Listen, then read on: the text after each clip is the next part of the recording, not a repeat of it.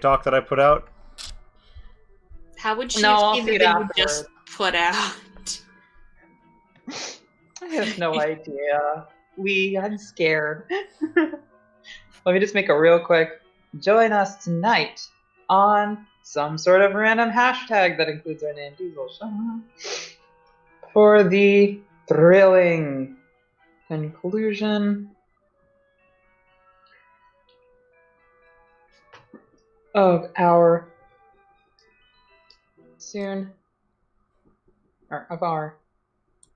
playthrough of the soon to be. Is there music playing? I feel like I'm really being a bad hostess. The music is playing. Hey, Super Dork! Has anyone told you that you are super dorky today? Because if so, I will bully them. That is inappropriate. There is music, yes. It's still playing sugar. It's still playing the Sugar Plum Fairies. Oh yes, that's perfect. That's what we want to be playing. Beautiful, beautiful. Hashtag. Oh, Hulu.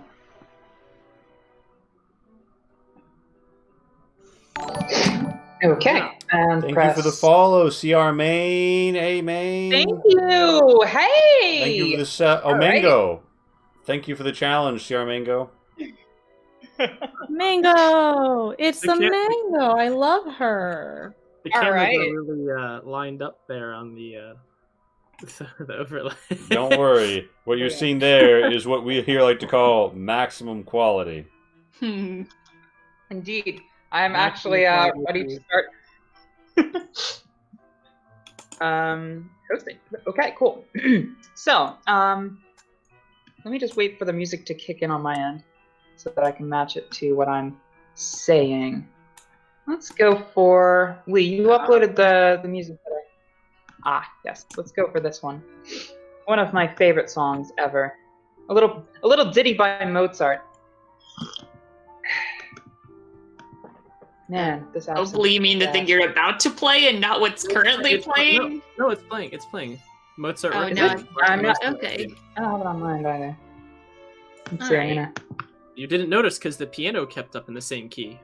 I mean, no, I didn't notice Amazing. because it took a minute for it to get to me. Like, I can tell songs apart. It's taking a minute to get to me too, which is a pity because I absolutely love this song. I'm refreshing my Roll20. Hopefully that helps me. I've heard this song used in too many anime sad scenes. At least two different animes have used this for like bad guy reveals. I've used it for a bad guy reveal in the past. Yeah. This is the song that accompanies Dr. Danielle Long. My favorite is.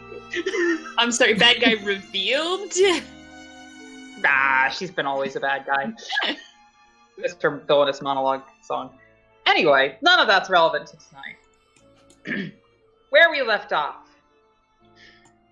In the frigid, cold midwinter night, one night before the winter solstice, we find our intrepid investigators brought into this dark and dismal land by the Lord Blackwood, Baron.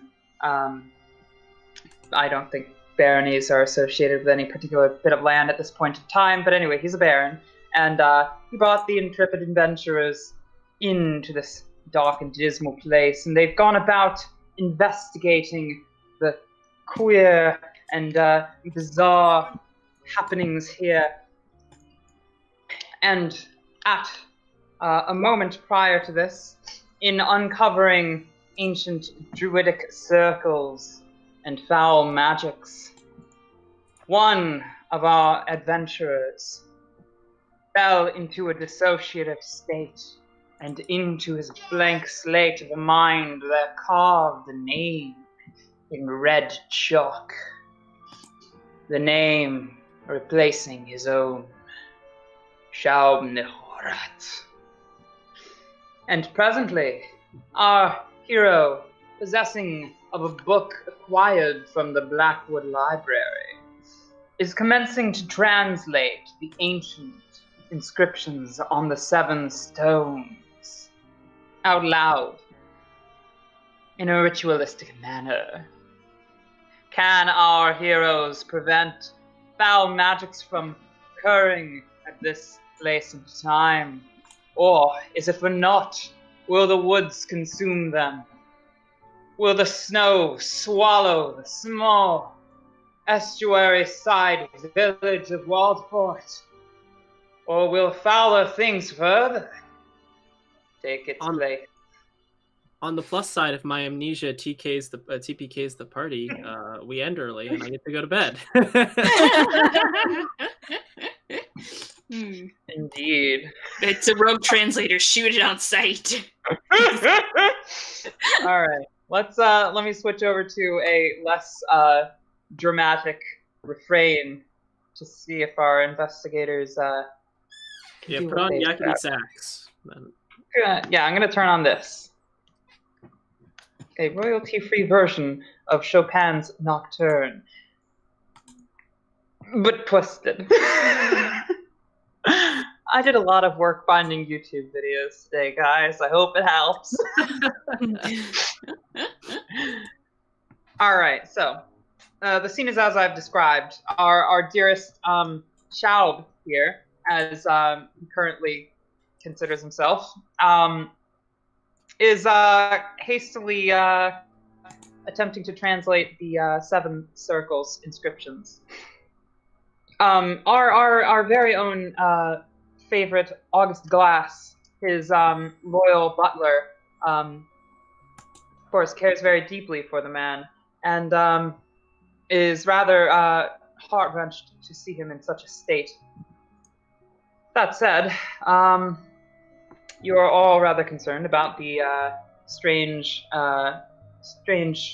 lyrical intonations emerging from the good Sir Schaub's throat. What would you like to do?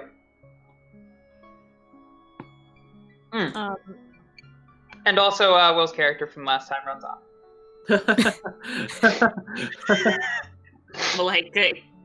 Well, that's not unexpected.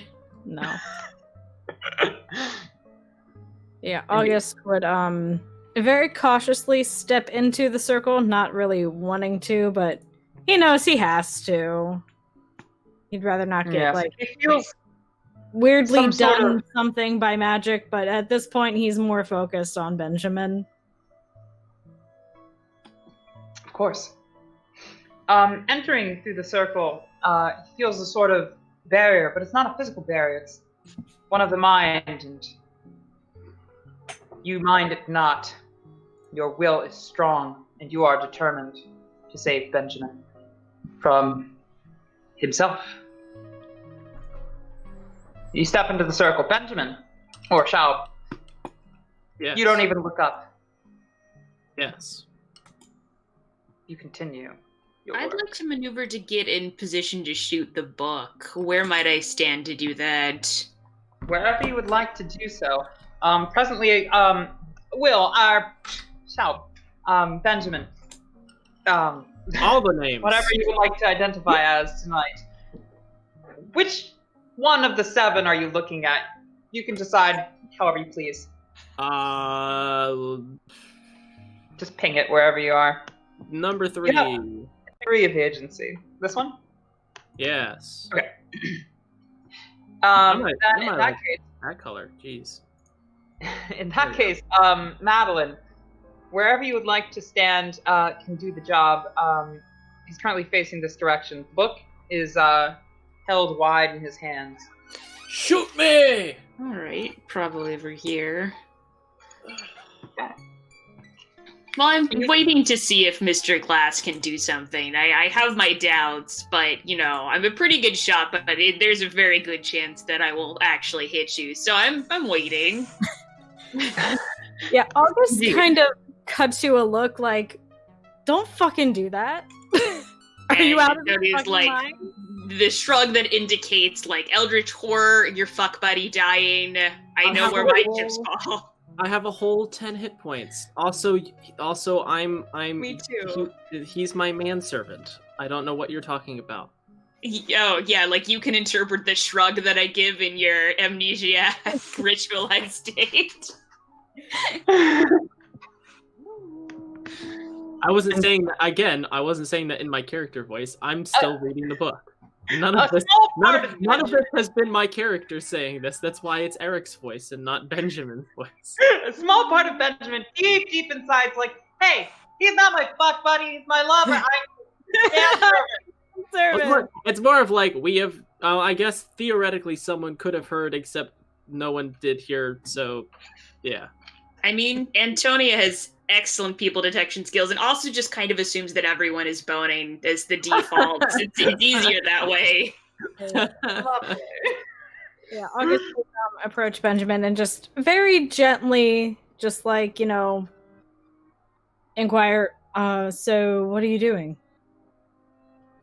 Feel free to RP this, by the way. I'm sure, Eric, you're in a dissociative state, but under the right circumstances, you could break free.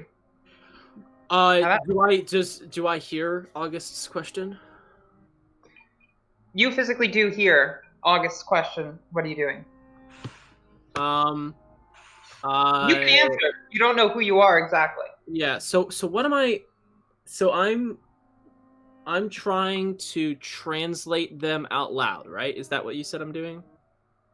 Yes. Your driving impetus here, under this identity that has flooded your empty head, is to basically, you want to free something that's hidden deep beneath, something that's been repressed and forced underneath these 7 stones for a very long time, and you feel as though reading aloud the inscriptions here might assist. That is, of course, your driving impetus, but it is not the only motivation you could possibly have. You are still human, possessing of your own intelligence. You just don't know who exactly you are.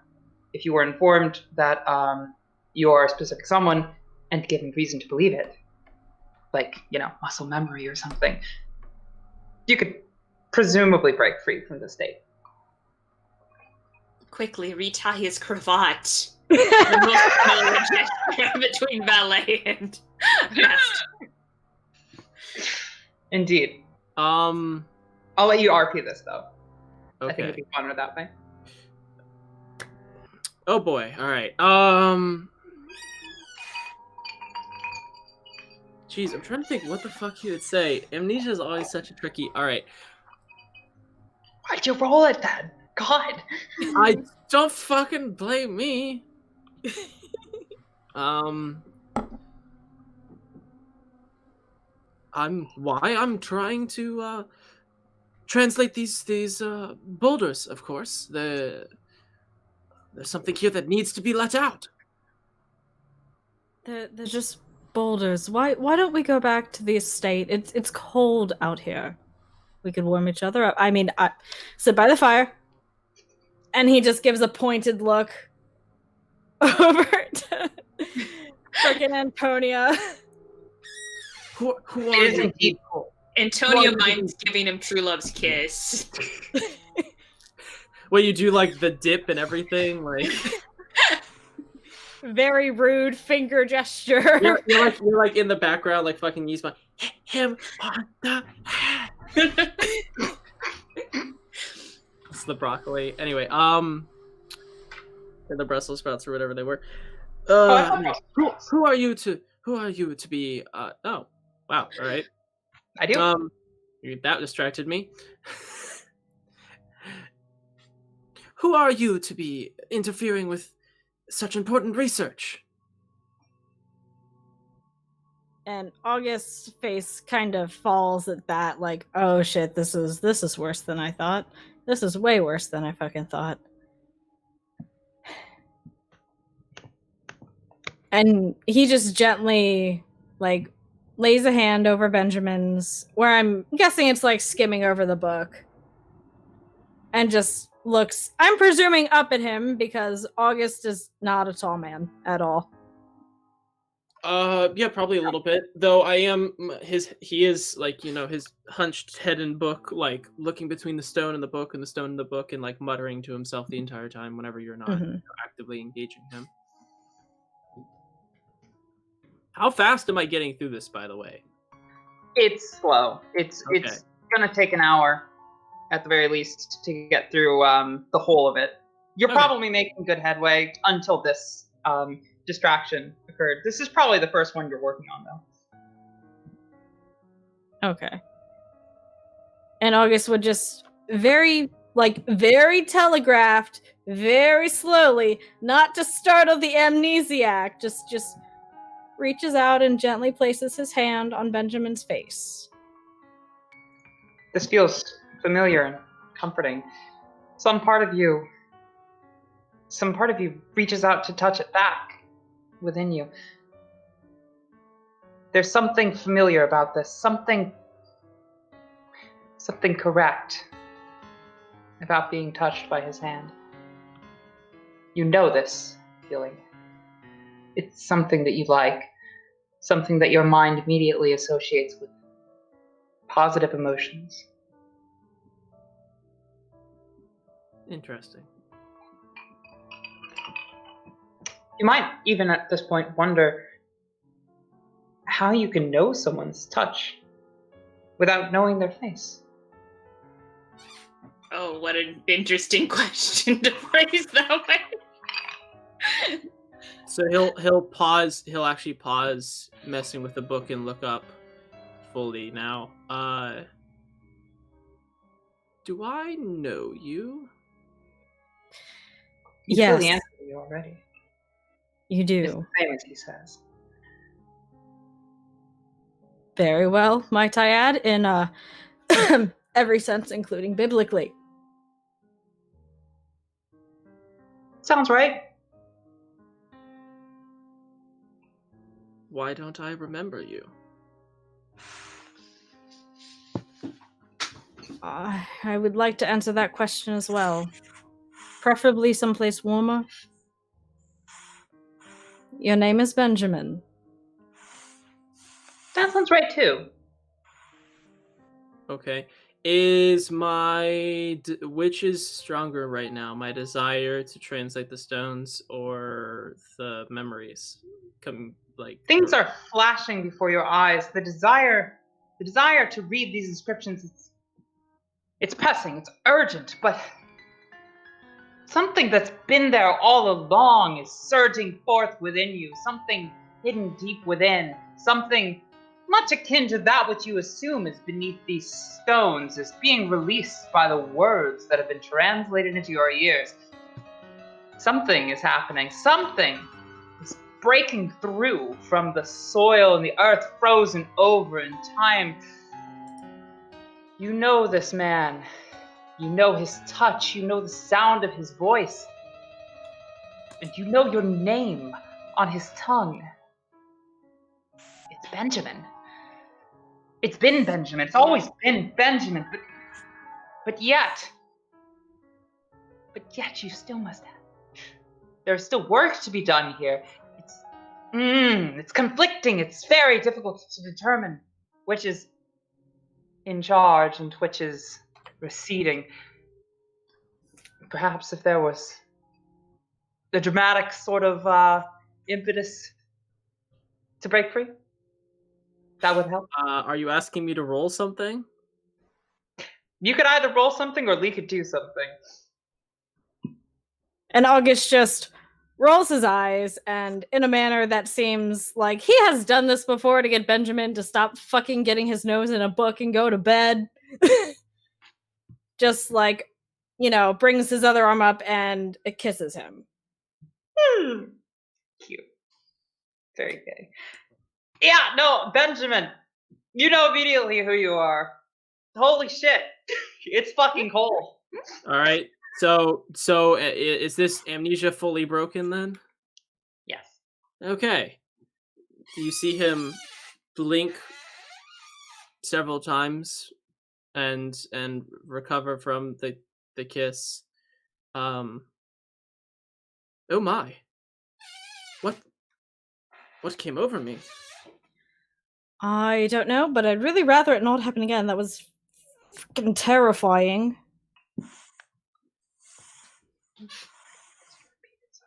It's very cold out here. It is. It is. And August, Antonia calls him. remembering I know that one way you Antonia can is get warm. yeah, August just kind of, with that, remembers Antonia's there and is just like, please don't mention this outside of these. What happens in the woods stays in the woods. Oh, if I had a penny for every time I'd made that promise. Which, of course, I'd have no pennies except for this one because I'm a respectable woman. But, you know, your secret is safe. All right, let's get away from the trees and this hole. It's hard to tell whether Moronic it's nonsense. from the cold or whether Benjamin is thoroughly embarrassed. Either way, two red-faced men and one rather determined woman step out of the woods, which seem to move about them, dancing as if to something from Tchaikovsky. Oh, we don't have to. I don't have to roll again to escape the woods and possibly hit amnesia again. That would You be know great. what? Not this time. Give yourself that- some sanity from that kiss, actually. Give yourself, like, I don't know, 7 or 10. 7 sanity? Yeah. Holy shit. Okay. August is fucking magic, yo. Ain't nothing saner than, you know, your tea-making servant / true love. I mean, come on. It's kind of cute. I gotta give you some sanity for that. Anyway. Wow, that really improved my sanity. Yeah, there you go. Happy Christmas. Anyway, you pass a shape in the woods that appears to be rather William-shaped. It seems to be lost and confused, but it walks away from you and you don't see it again. I wonder if we should investigate it. Oh well, the moment's passed. Shoot it now! Indeed. You find your way out.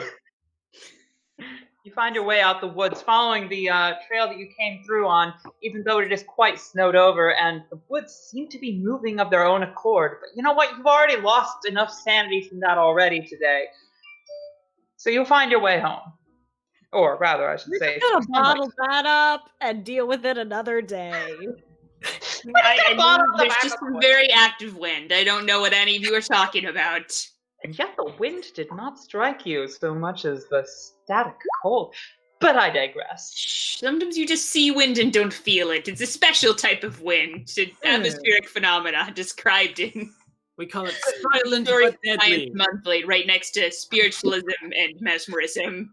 Oh, indeed. There is certainly some scientific And rationale. magnetism. And magnetism, indeed. On the subject of magnetism, you are presently drawn towards We are drawn by peasants. so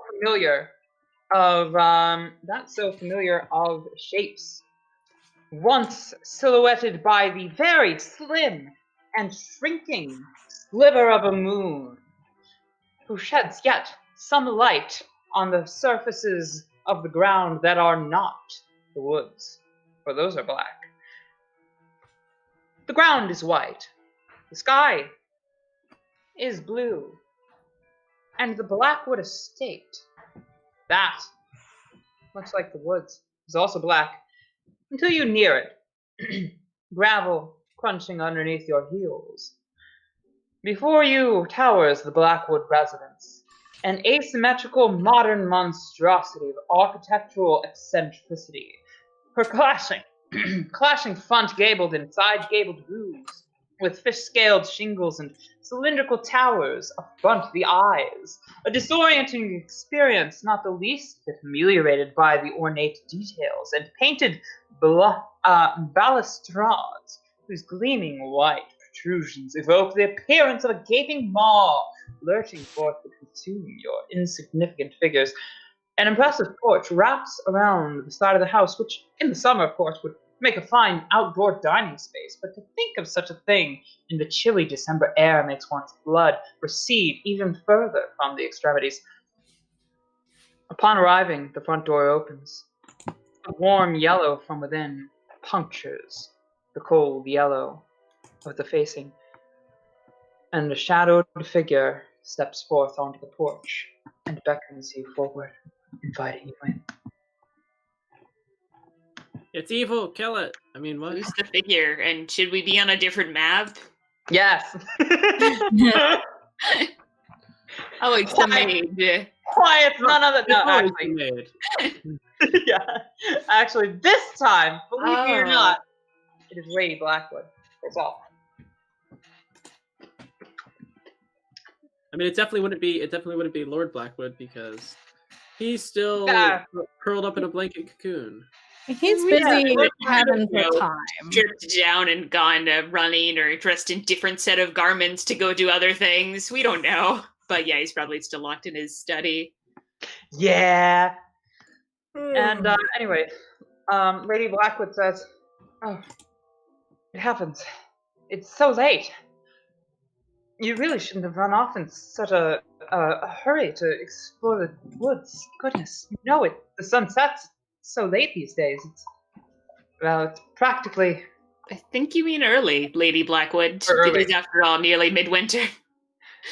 my apologies. I must confess You're a brother late yourself. I hope you aren't too troubled.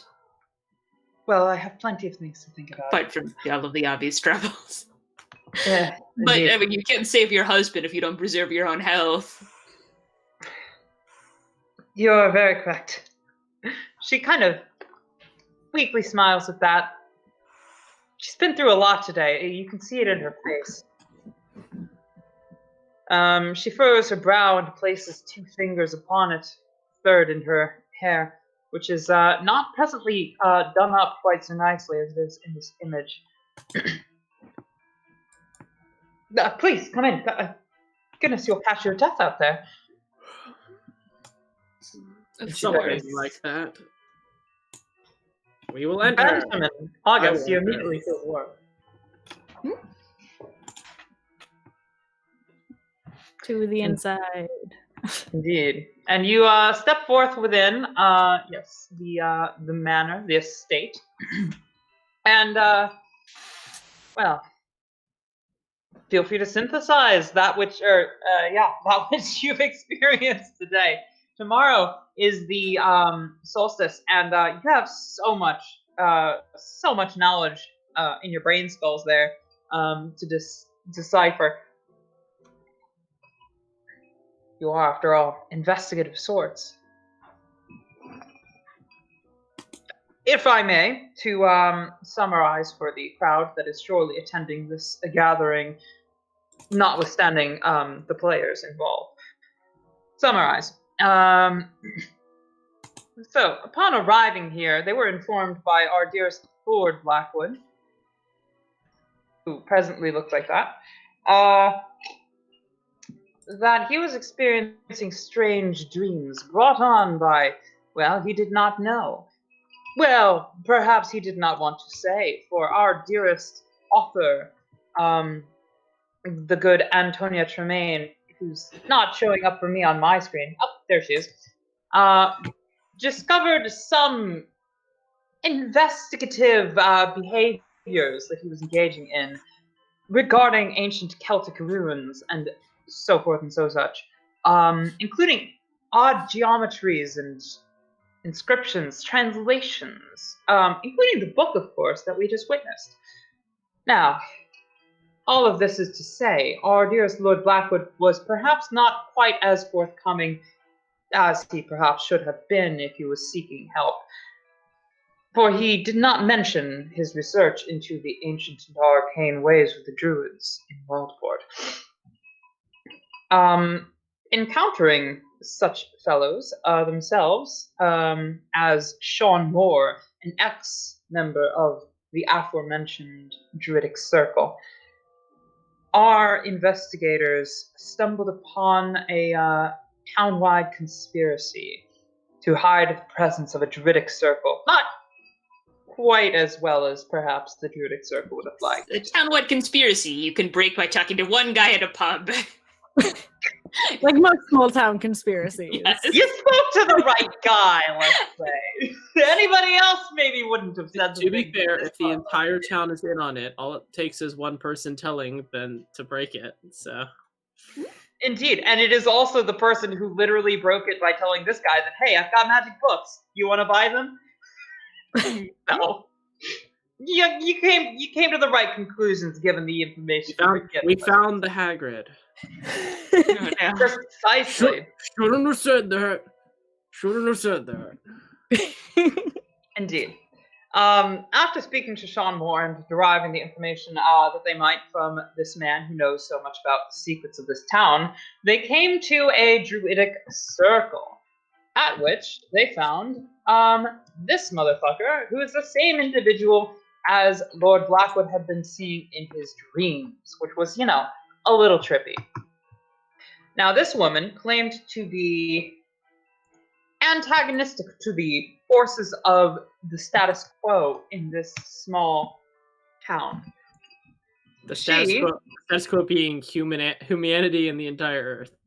The status quo being human sacrifice. That's the old druid magic, like human sacrifice. Yeah, but exactly. I don't think like supplanting this reality with an alternative one that will destroy it as a functional alternative to human sacrifice. You can make your moral quandaries either way. It's like, yeah, what's better than one human sacrifice per year? All of them at once. It's efficiency. Indeed. So this person Man, there's who been is more of those recently. so antagonistic to inefficiency, addressed herself as Carmen and seemed to have some blue stockings on her side, such as the indefatigable Irene, who we now show the crowd gathering before us, who is not, of course, our player characters who have already seen these images. These two claimed to be guests of a certain Flynn, a rather liberal-minded member of the traditionalist Druid circle, of which there are so few nowadays. And she proclaimed that she would do away with human sacrifice, replacing it with a forced goat sacrifice. Not sure if I exactly mentioned that last night, but that is certainly something that she would have said. Definitely was not mentioned. No, because she is of the opinion that, having read the inscriptions, it doesn't need to be a human. It could just be something with a brain. Sacrifice anything. So, having been informed as such about those things, and having familiarized our viewers with the NPCs involved thus far, we would rejoin our player characters, having investigated this whole affair rather thoroughly and seen those 7 stones on the hill that resembles the balding head of a giant. What perhaps are our player characters thinking, and how are they planning to proceed in the coming day, the final day before the midwinter solstice? I have no fucking clue. Yep. Benjamin is just no thoughts head empty. Yeah. The most efficient I am is when the most efficient I am in the plot is when I have no memory. Oh hey, now there's when all of my skills were removed, which is actually, by the way, speaking of that, now I can now roll again because now I have my mental skills back because I had no physical skills ever, and when you have amnesia, all your mental skills go away. So those are back finally. So theoretically, I could continue to read this book and see whether it provides some sort of information. Beyond what I've already figured out. Well, so I assume the obvious, we would like to stop the radical paradigm shift, and we'd also like to not have human sacrifice. And not have a new reality supplant our own. That was the radical paradigm shift. Okay. But yeah, so... Yes. Oh my god, no! So, I'm thinking I don't know if there are any good options, but it occurs to me that we could go talk to Madame Flynn and just tell her what, Carmen is doing. Yeah. Up to her to deal with it. We could also talk to Sean Moore and see if we could maybe get the townspeople to interfere. Ooh. Do we want a mob? Because that's how mobs happen, with fire and pitchforks, the whole 9 yards. It would be fire versus fire. That seems fairly even. Ecumenical, if you will. That August actually. would very stressfully point out that her fire was purple. I suppose that would make it burn more intensely than regular fire, but It did appear to be fire from perhaps not this dimension. Strangely enough. Fire from the sexier dimension where people are fae, those who survive. Well, yes, that other realm so often spoke of in Celtic mythology. How interesting you two mention that perhaps this has something to do with the ancient Celtic mythology. Do I have a book on that? I don't know, maybe. Probably.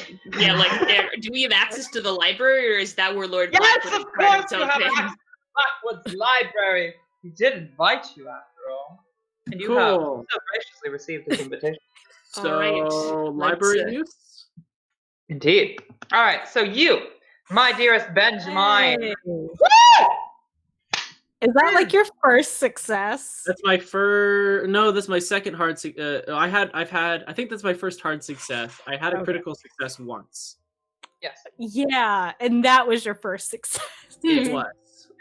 Okay. I So, think I had like one other regular success at some point, but it was something pointless. darling, what were you looking for in this library? A book on the Celtic stuff. Okay.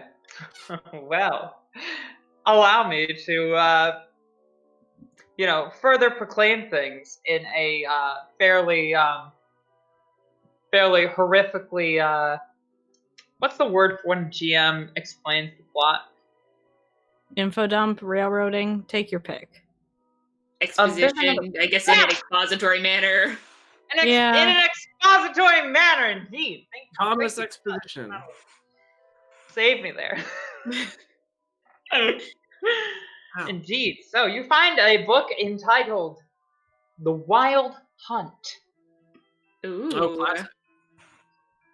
It is an old book, perhaps written in the early 1500s. It's kind of hard to decipher, but you've all read So Shakespeare. handwritten or printing pressed? I'd say this was handwritten. It's written on human skin. It's not written on human As skin. opposed to animal skin, yeah.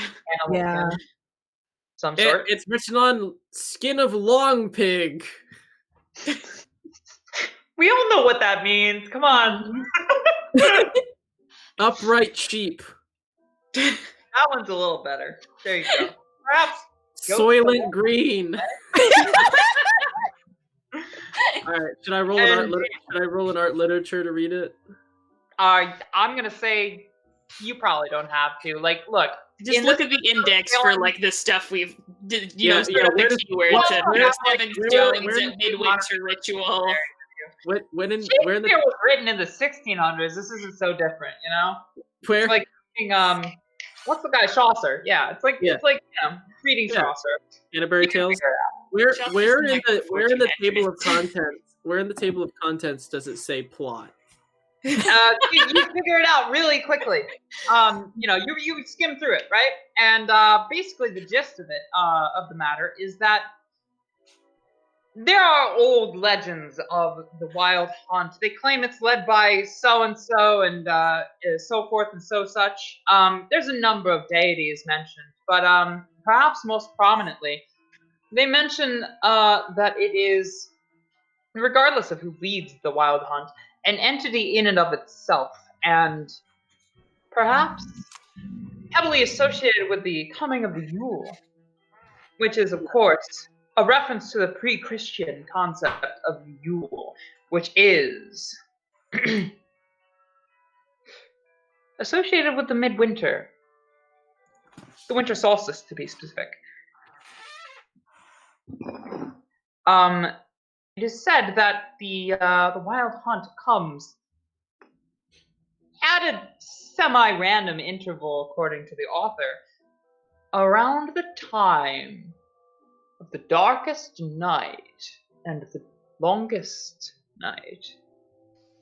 Those two associated. Seems to ring a bell in your heads. Perhaps So I should if I put 2 and 2 together and if I could put 2 and 2 together and get 5 instead of kumquat, could I figure out that the wild hunt is most likely what's referenced by the stones?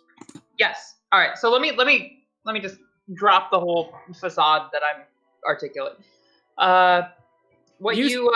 Use small words. I'm tired. Yeah, let me use small words here. You discover that the wild hunt is a thing mentioned often in Celtic mythology, or not so much Celtic mythology, but like post-Celtic mythology regarding things that have happened, according to those who are locals. And it is associated with the winter solstice on a moonless night. It is said to come and be, and to bugger off, so to speak, because there's no quarry to be found here. Because the thing that it is hunting is not present at the instance of its arrival. That is what you intuit. Furthermore, you can perhaps surmise that. Oh, actually, that's what you like. I'll stop talking. Okay, can I roll something to gain very specific knowledge that will stop me from having to figure out anything as a player? I mean, do you want me to spell it out to you, or do you want to enjoy the mystique? I and my character my character is intelligent but stupid. I am dumb. Okay. So now, if the other people want to figure it out for themselves, they are free to. I relay my information to the team. Okay, the team. You have been informed. So how does that square with the human sacrifice the druids traditionally practice? I think it's actually a circle, normally. That was a really bad joke, I'm sorry. Oh, Madeline said, how does that square with the human sacrifice thing normally? I said, well, actually, I think God, I hate that. Yes, no, so how does that square? Let me just drop a tiny dash of exposition further. You've been given 2 bits of information. The wild hunt exists and it comes to a place looking for something that isn't there, specifically here. You've also otherwise been informed that there is something perhaps deep within the earth here, hidden underneath 7 stones, and semi-annual ritual sacrifice keeps it there. Talk amongst yourselves. Ah. So the thing that's trapped is probably the thing that's being hunted. Of course, some sort of stag or perhaps a girlfriend for the wild hunt. Who knows? The wild hunt is actually just a pack of incels, and would really like to sleep with Mother Earth. It's a bunch of simps chasing after their. That word's illegal on Twitch now. I didn't type it, so that's fine. Ah, got you. All right. So, my reckoning, we really just need to keep the circle from activating, yes? That's what all of this boils down to?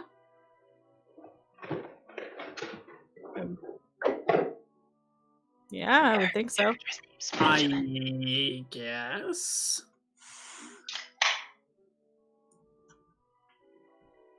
Worst case scenario, we fail and the world ends, so Well, let's do it. all right, so are we going to go talk to Madam Flynn tomorrow, or...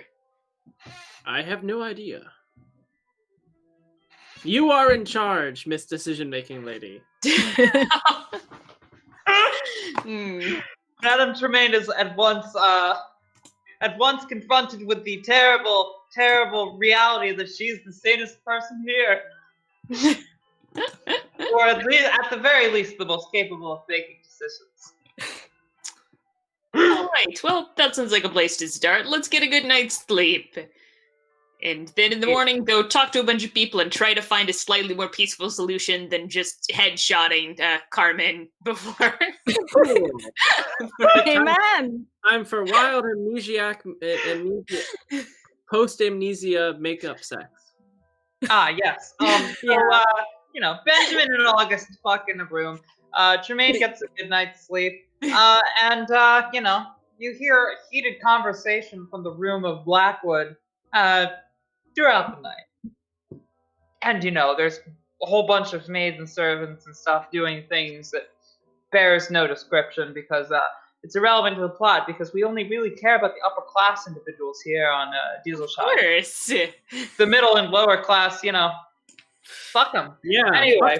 fuck the poor and fuck the Welsh. Exactly. You took the words right out of my mouth. Thank you. Being an American, I definitely know that Wales, Welshland, whatever it's called, is not part of England? ? Anyway. Okay, sorry. So, the night passes, and, you all go up a health or whatever you get from sleeping. I'm not familiar with the CoC system quite yet, so, do the things, I guess, that you're supposed to do. Yeah, I don't think we really need to do anything. No one's gotten injured, and I don't think you recover sanity, normally. I don't think so either. Unless, True Love's Kiss happens, and then, you got 7 or 10 or whatever seems right. As you can tell, very, very familiar with this system, everybody. I didn't just decide to do this on a whim because it was Christmas and it's extended for a very long time. Totally didn't happen. Anyway. You wake up. The morning happens. At maybe 8ish or whatever. It's breakfast. Lady Blackwood joins you, but Lord Blackwood is nowhere to be seen. The man who hired you seemingly is playing the role of the recluse even further than he was before. Okay, I'm gonna go check on him. I mean, obviously something's up, and I don't want it to bite us in the ass later. I mean, Totally. it probably will anyway, but... Lady Blackwood, tries to convince you otherwise. She says, please, no, my husband, he's not quite himself. Please, I beg you, don't try to talk to him. He's taken on, if I may quote Shakespeare here, an antic disposition. We'll take your word for it. Benjamin leaves. August just grabs shoulder. Do you stride into his room? Yeah, I mean, to be like, look, nothing's really going to upset us, and it may be part of the puzzle that we need to help him. Like, we're his friends, and we're not going to, we won't hold this against him once he's back to his former state of health. Yeah. So she looks at you kind of straightly, and she kind of nods without saying anything. And she continues to say, "You really mustn't." But she's looking at you straight in the eye, and she's nodding yes. Interesting.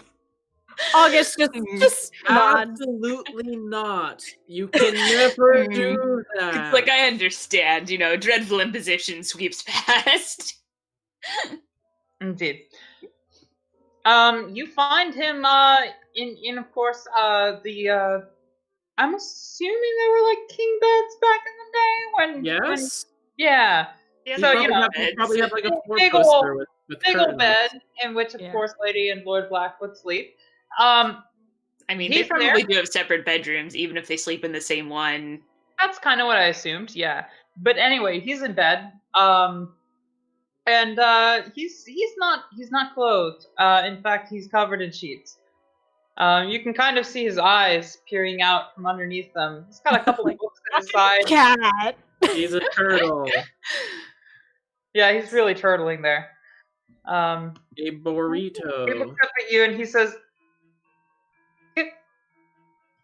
"Please don't look at me. Go away." And I'm like, Lord Blackwood, I'm terribly sorry to bother you. Just need an update on what you're experiencing in the specific. Why can't we look at you exactly?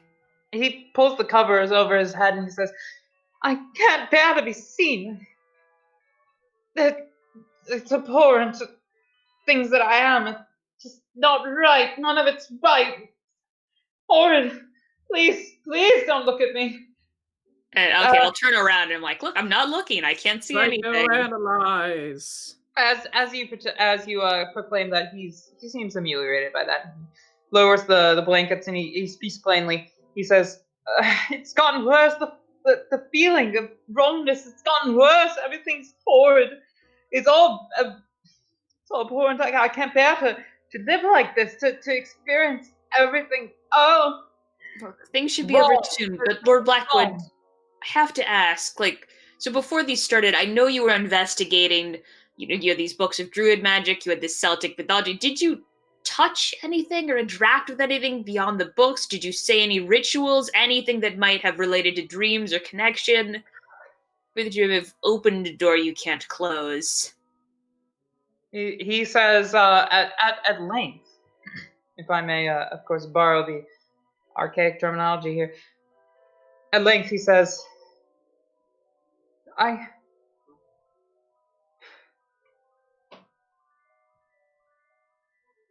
Waiting for the moment of the music? Yes. Yes, I did. Oh. You'll find it in the basement. I've done things. I was foolish. I read the books that I was given, and they spoke of other realms, of possibilities beyond our own, and well, I couldn't resist the possibility of. You must understand that for the entire duration of my existence here, my life, I felt something wrong, some sort of disconnect. And when I read of this book that spoke of the other world, some sort of realm of the Fae, some sort of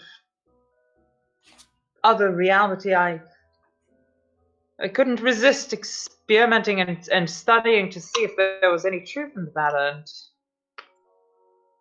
and I didn't think that I'd done anything at all. I followed the instructions in the book. I read the words. I formed the geometries.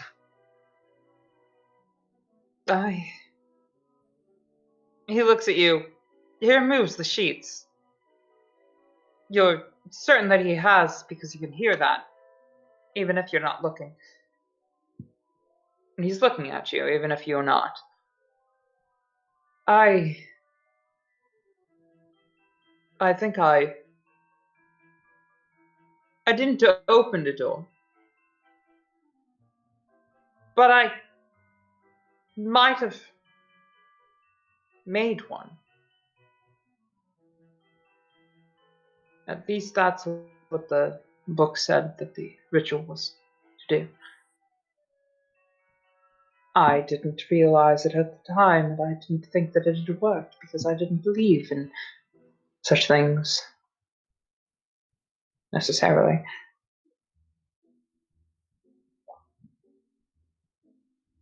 Of course you didn't. But that would explain much. Alright, so we don't suppose the book had anything about how to stop it. Then we can figure this out. He said he did stuff in the basement, so yeah, I know we should go check the basement. Yeah, he's already looking at it. Why am I repeating that? He says, regarding stopping it, it doesn't seem to be something that warrants stopping. If you were to bring me the book, and he says the title, which is the title of the book that our dearest not Glass, but Cocktail has. Yes. In that case, drop that. and he would say, if you were to bring me the so-and-so and so forth, perhaps I would be able to assist, but it took me a very long time to translate it in the beginning. There are so many rituals within. Perhaps I could figure something out if I was given time. Okay, so at this point I will like turn around. Can I get a a psychology check or something? Like, does it seem like he's gonna use this to open the gate? A la our friend Shob? Yeah, no, totally. Give me that psychology. I don't actually have psychology, but that makes sense. Yeah. No, alright, so I'm of the keeper's opinion, which of course we use to refer to GM in this instance because we're playing Call of Fu. I'm of the keeper's opinion that even if you do not succeed on a psychology roll, you should perhaps be given the rational, logical experience that you might otherwise garner should you succeed or fail if you were to look at this person, right? That makes sense? Yeah, I mean, you would still get in, but you just don't know whether or not it's perfectly accurate. Yeah. You look at Lord Blackwood, and you see a man who does not want to be seen, a man who is terrified to have eyes fall upon him. But, aside from that, you cannot determine whether or not he's telling the truth, but you think that he is. All right. You don't get a good read, I will tell you that. But, from his words and the way that he phrases them, he seems scared. He seems desperate. He seems inherently uncomfortable with his own being. But he does not seem dishonest. And I'd probably turn to Cogkill and give him like should we give him the book head tilt? It was his in the first place. And he'll hand it over. You hand it over to Antonia? I assume Lord Blackwood. to Lord Blackwood directly. To walk into his room? I'll daisy chain it. Okay, sure, he covers himself in his blanket when you do. Then I'll hand it to Antonio. So I thought they were in the room, like he wasn't going to go in, but then when Lady Blackwood kind of gave him permission, he did go in, so I guess we're not. Okay, yeah, no. I kind of figured it was just Antonio who was in the room, and everybody else was kind of waiting outside. But yes, no, you guys managed to give it to him, regardless of who steps into the room. He presumably covers himself until you're gone. Yeah, if we are proceeding to the basement, August would hang back a bit and just kind of, not looking at Lord Blackwood, but just kind of say, my name hasn't always been August, and I haven't always been August. You're intelligent. Do with this information what you will. Sorry, you're saying this to Lord Blackwood? Yes. Aww. He looks at you, kind of confused, from under the sheets. He pops him down to about the nose. And, the confusion, very briefly, gives way to something that is not confusion, but rather understanding, and then confusion again. Or anger. A sort of... Hey, Free League. Inability to understand. And August just nods and says, I have been where you've been. You'll figure it out in your own time. I'm sure you're smart and you're capable. His brows furrow, but he accepts the book. All right, so I think we'll go to the basement, and on the way out, I'll find Lady Blackwood and ask her to keep an eye. If he starts reading anything out loud, let us know. She says, of course. You spoke to him. How's he feeling? He's still very uncomfortable with being in Vietnam, but he does seem to have clarity of thought, and we're hopefully close to the bottom of this whole mess. I certainly hope so. She looks at you kind of plainly, and she says, "He's never been the most orthodox of husbands, but he's never been quite this bad off. If you understand my meaning, it's as if something's really transpired here that's drove him to this. I do hope that you find the bottom of this. I want him back."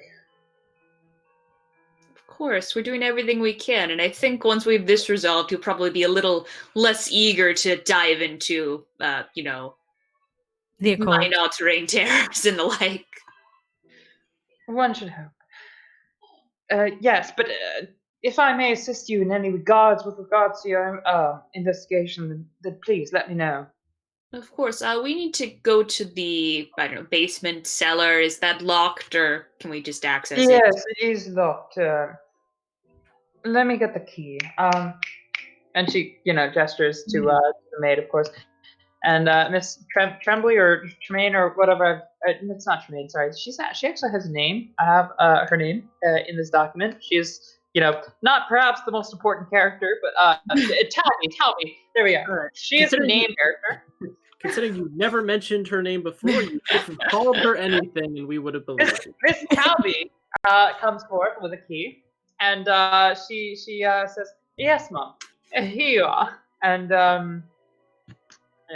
Lady Blackwood receives the key and gives it to you, Miss Tremaine. Thank you. And she looks at you sternly and says, "I don't perhaps know the full extent of what Silas has been doing down there, but perhaps be discreet with regards to who you tell what you see." Well, I mean, I don't think we'll be saying anything about this particular adventure outside of, well, probably not even in the realm of fiction, to be frank. I mean, you trust our discretion. Prize as such, thank you. Yes. She looks at you, knowing you're an author. That's kind of what I meant. Anyway. The door unlocks, if you are to open it, and the basement looms before you. It's dark. Older than this house. Okay, I mean, I go ask a maid for, like, a lamp. Lantern. It's not hard to get a lamp, I'm sorry.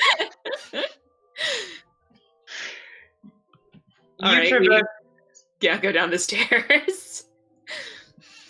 Walking down the stairs, you find yourselves in what appears to be positively medieval of a dungeon. Some sort of expanse the world has not seen since the 1500s or even further in the past.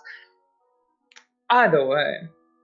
Fantastic. So it looks like Lord Blackwood constructed his new house on top of this, like, 15th century dungeon ruin. Perhaps indeed, yeah. Amazing. This man knows how to trigger all of the flags. Not on top of an Indian burial ground. That we know of.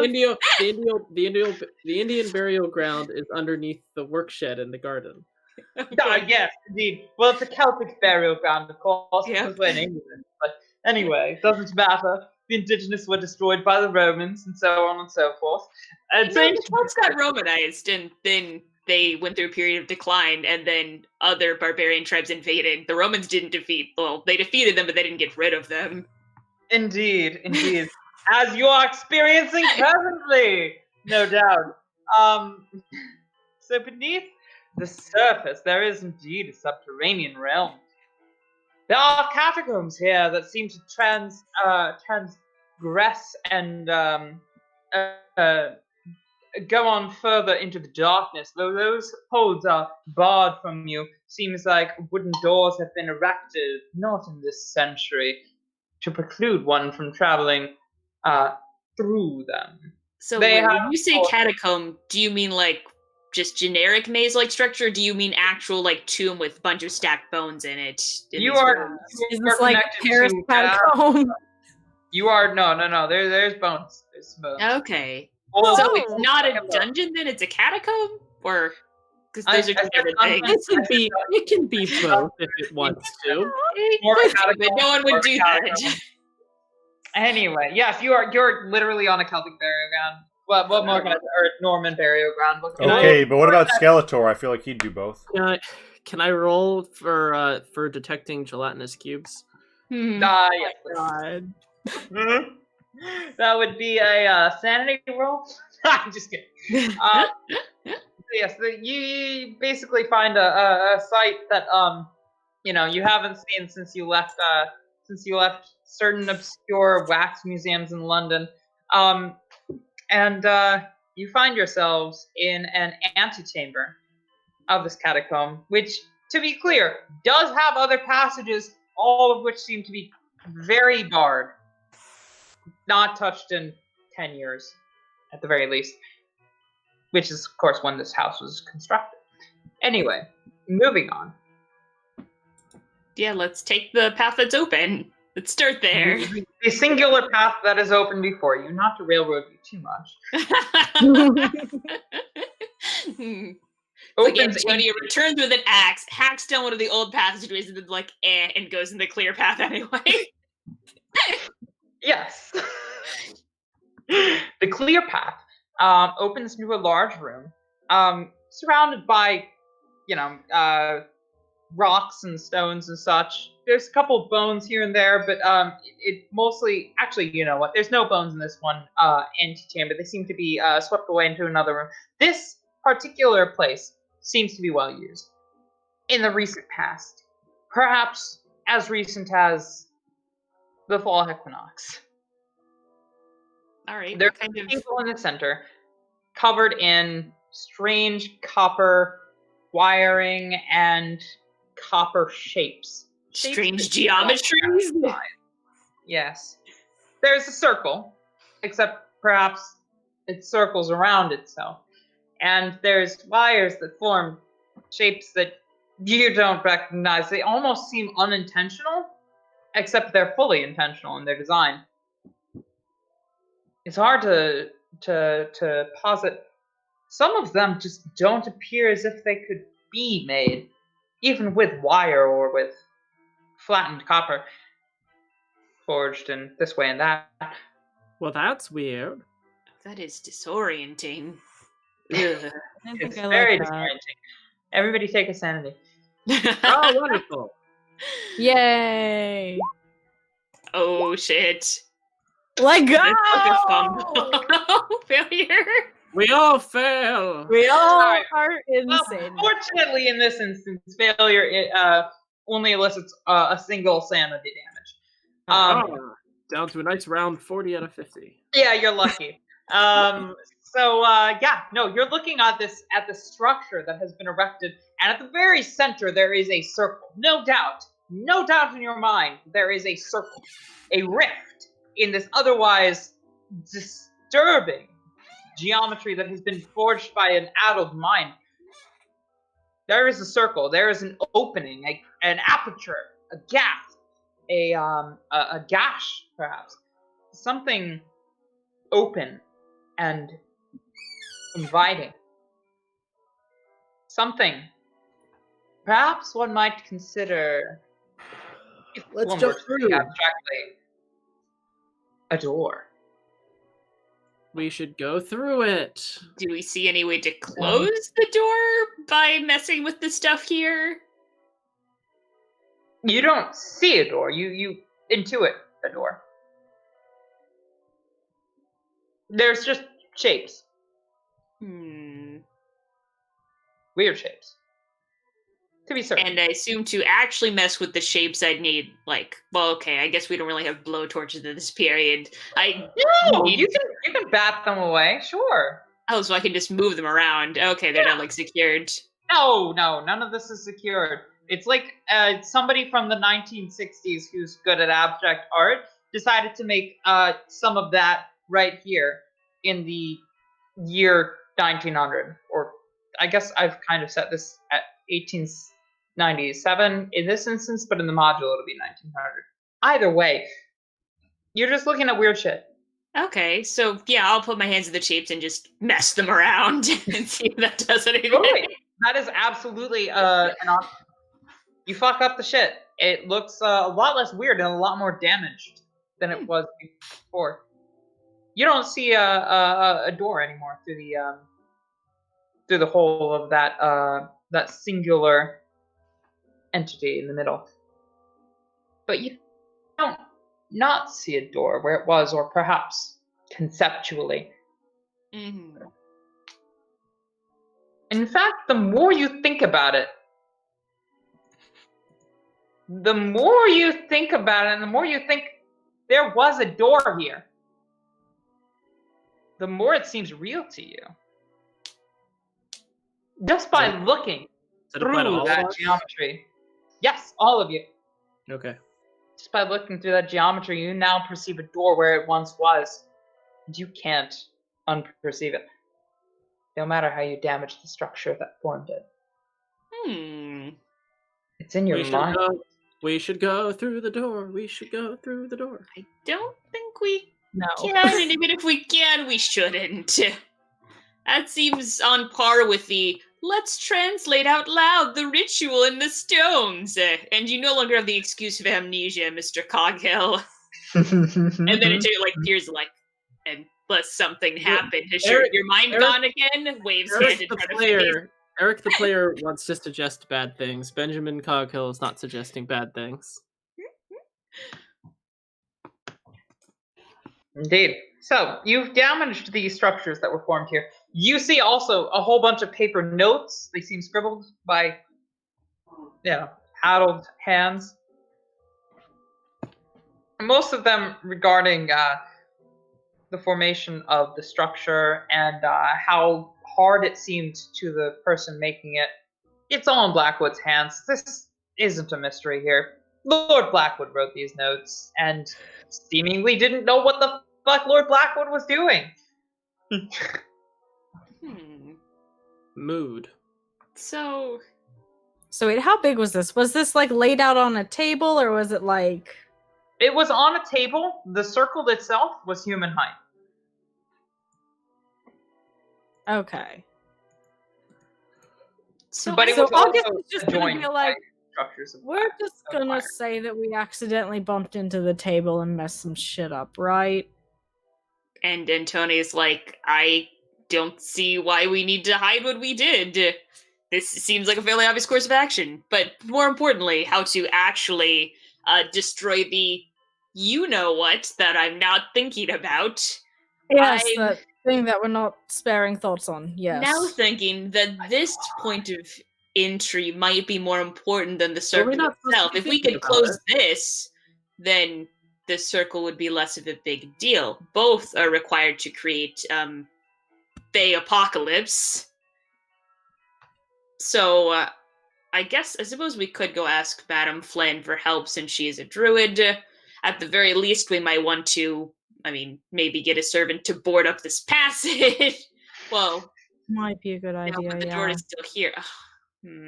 I really not. I wish we had a not yet, and I don't know how to close non-real doors. This isn't my skill set. All right, let's go consult an expert. Agreed. Marvelous.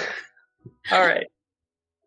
So, the three of you discussing something that you definitely do not see or perceive, something that is definitely not there and will never be there because you definitely don't see it, and it's definitely not there, even though you totally don't see it. It's not there, I swear. Anyway, you do move forth. Well, this map's not great, but we will endeavor to utilize it as we might. Let me correct things.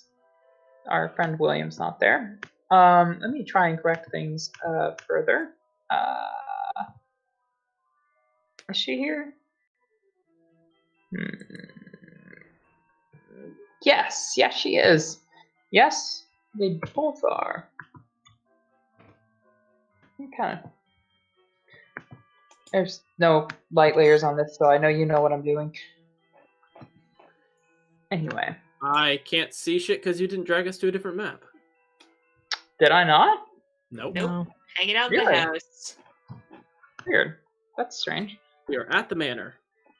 Okay. Well, stay there for a second. I'm gonna make a quick thing real quick. Yes, you may remain seated.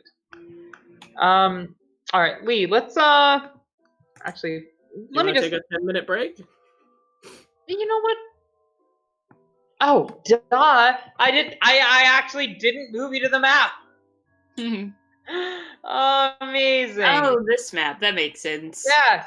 I'm sorry. I was trying to figure this shit out. We're I back didn't move you to the here. map. Cool. Let's see. Hey, but I am actually still looking for one thing. So if you will excuse me 1 second, it's not going to be 10-minute break worthy though. Okay. I guarantee you that much. Doop, and where are you? I'm gonna grab you. There we are. Flynn, Mrs. Flynn, Madam Flynn, the Flynster, if you will. Grab her. Oh, wait, I already had her uploaded. Jesus. Yeah, Fiona. Yeah. Ooh, it occurs to Did you me, hear this? actually seeing this map, that, you know, Carmen and Irene are going to be hanging out, and we really can't talk about this in front of them. Mm-hmm. And there's another person in the place with this stuff you haven't met yet. Giddy. Lee, I believe, my dulcet darling, you uploaded something else for me earlier? Perhaps an animal of some sort?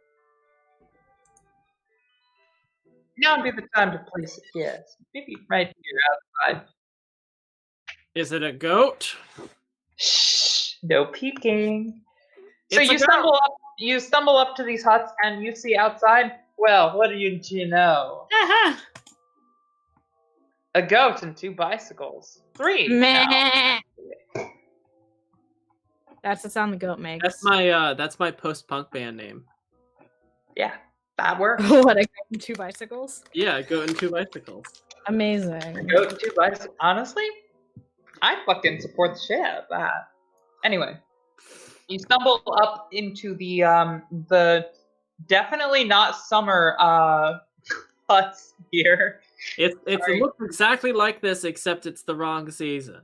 Yeah, no, just And imagine nothing like that in winter, and also not exactly the same.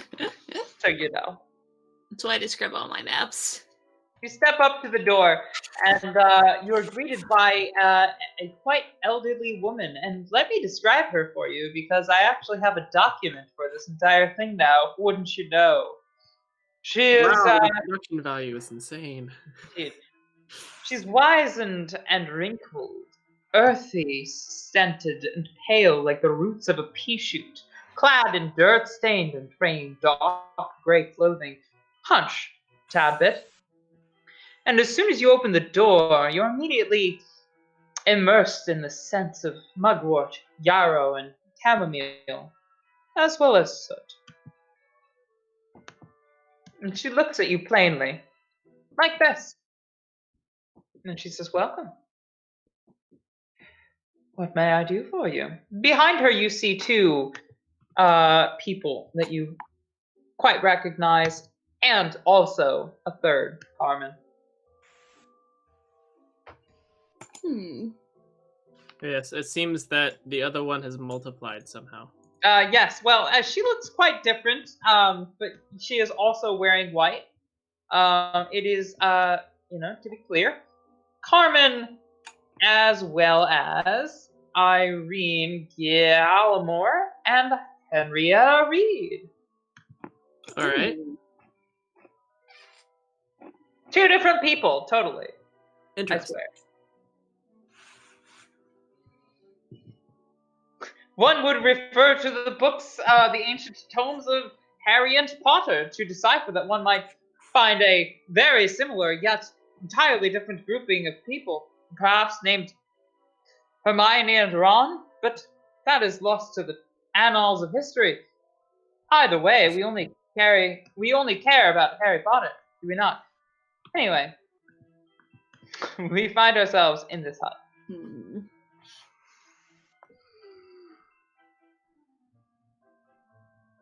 Okay, I guess I'm just gonna ask, may we speak to you in private? Are you Madam Flynn?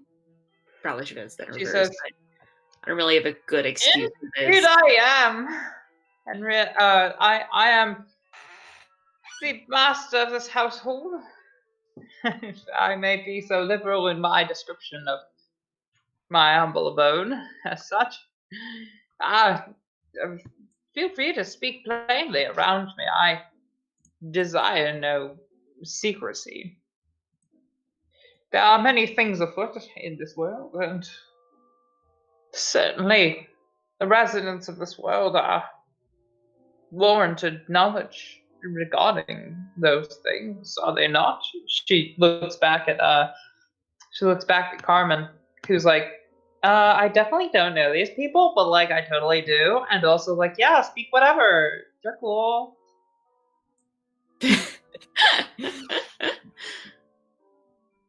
That's all, of course, in her expression. She doesn't. Yeah.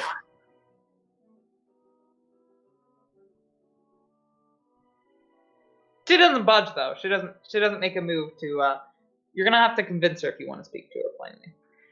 Okay. I guess I will say it's an issue of some delicacy, and then I will say regarding one of your, I guess, grandchildren. Basically, I am impersonating a distant relative. Are A you? distant long-lost What? relative. Like to imply that. What? Okay. All right. Well, let me actually. My mind. Why? Okay, this is happening. No, I like this. I like this. I'm here for it. I mean, it's totally on brand. I just don't see why it's necessary. Well, you come No, up with no, a reason to talk to her alone. Then I can't think of anything. I'm trying to find fast talk. This is a fast talk roll. Oh god, that's the one skill I don't have very much of. Well, of the charm skills, obviously. We're here from the IRS, and we need to do an audit. Yeah, this is not going to work. Calling about the extended warranty on your I carriage. really should have gotten more fast talk, but what kind of game is 3 social skills you have to take?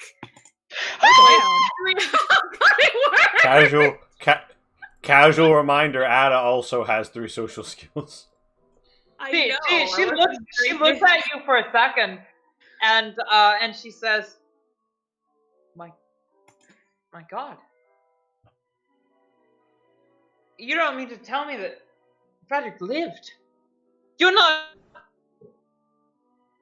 She runs her hands through her hair. She's excited and frail. It's as if a delicate glass structure has at a certain point decided that she's alive. And she looks over at Carmen and says, "You'll excuse me. You must. For just one moment." Oh my god, you're gonna fucking dash these poor lady's hopes and dreams. Well, Give her a heart attack. given that, I might just keep lying to her. We can still pass on the message without revealing that I'm not her long lost. She closes the door behind her.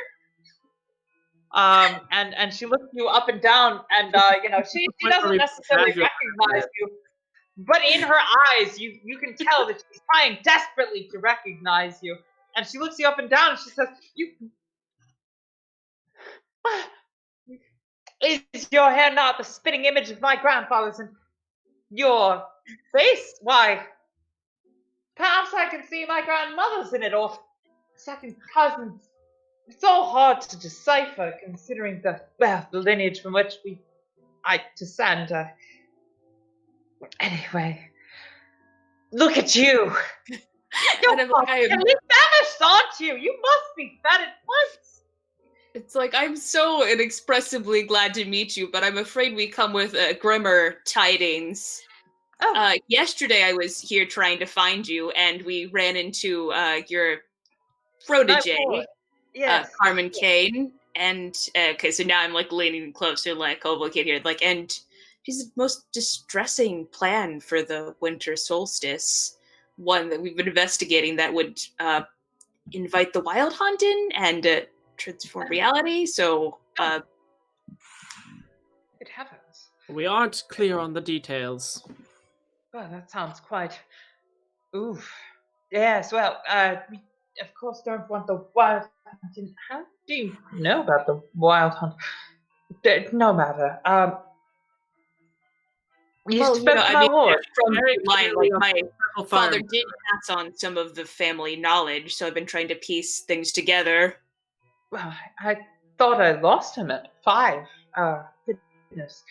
You must know that I tried very hard to continue the lineage, but it wasn't very easy on me, I must confess. I didn't think that your father lived. Goodness, how wronged we were by the clerics of that church. They must have secreted him away from me. Replaced his corpse with a wax doll or some such sort of thing. You are the spitting image of him, though. I cannot deny that you resemble him so clearly. He was so young. Good heavens. I know it's taken me so long to trace down what happened to him as a child. Yes, well. We always knew something wasn't right. But returning to the matter at hand. We have so much to catch up on, of course, but you come here with a pressing issue. The issue, of course, being the ceremony to be transpired tonight. Now, you've mentioned Carmen, Kane, descended. What is it that you're accusing her of? I believe you were accusing her of something. I'm not sure exactly what she's planning, but she said she was going to do something revolutionary in the solstice. On a semi-related note, Lord Blackwood is experiencing odd dreams of her, and he opened a gateway to the Wild Hunt in his cellar, which we looked at. And it has not left our brains. Oh. Well, I... Yes, must you know say, Sean Moore, the person who's left Yeah, the old ways, who met him. Like, He sold Lord Blackwood his books, thus, vastly unwisely perpetuating this protected knowledge. That diabolical, disgusting worm! Nasty! Ugh! Just the name of him makes me sick. She's very animated at this. More animated than you've seen her thus. August is just like over here, like, old ladies are great. They're off their shits. I love old ladies. Never mention his name about me ever again. Oh, he is a betrayer of our ways. Not that I particularly care for the ways that the old ways are treated these days, but goodness, in my rage, I'm rhyming. Excuse me, please. Dude, she'd be a great fucking rap battler if being angry makes her rhyme well. She settles down. She takes a breather there, and she's like, okay. Sean Moore is a slanderer and a skank. That man is not to be trusted, no matter what. And you're telling me that he sold Lord Blackwood books? Good heavens. What might that mean? And a doorway. You mentioned the Wild Hunt. The Wild Hunt is not a realm, it's a... Oh no. It's a thing. Oh no. A realm that we very much don't want. Near ours. Good. Oh goodness.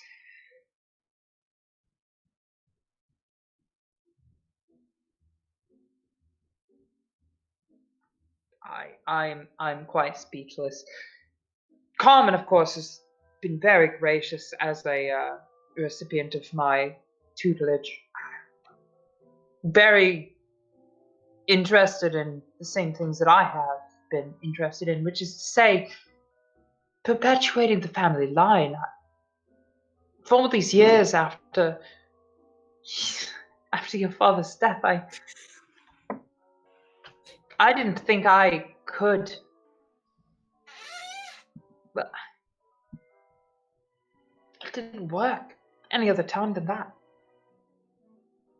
I didn't think I could bear children.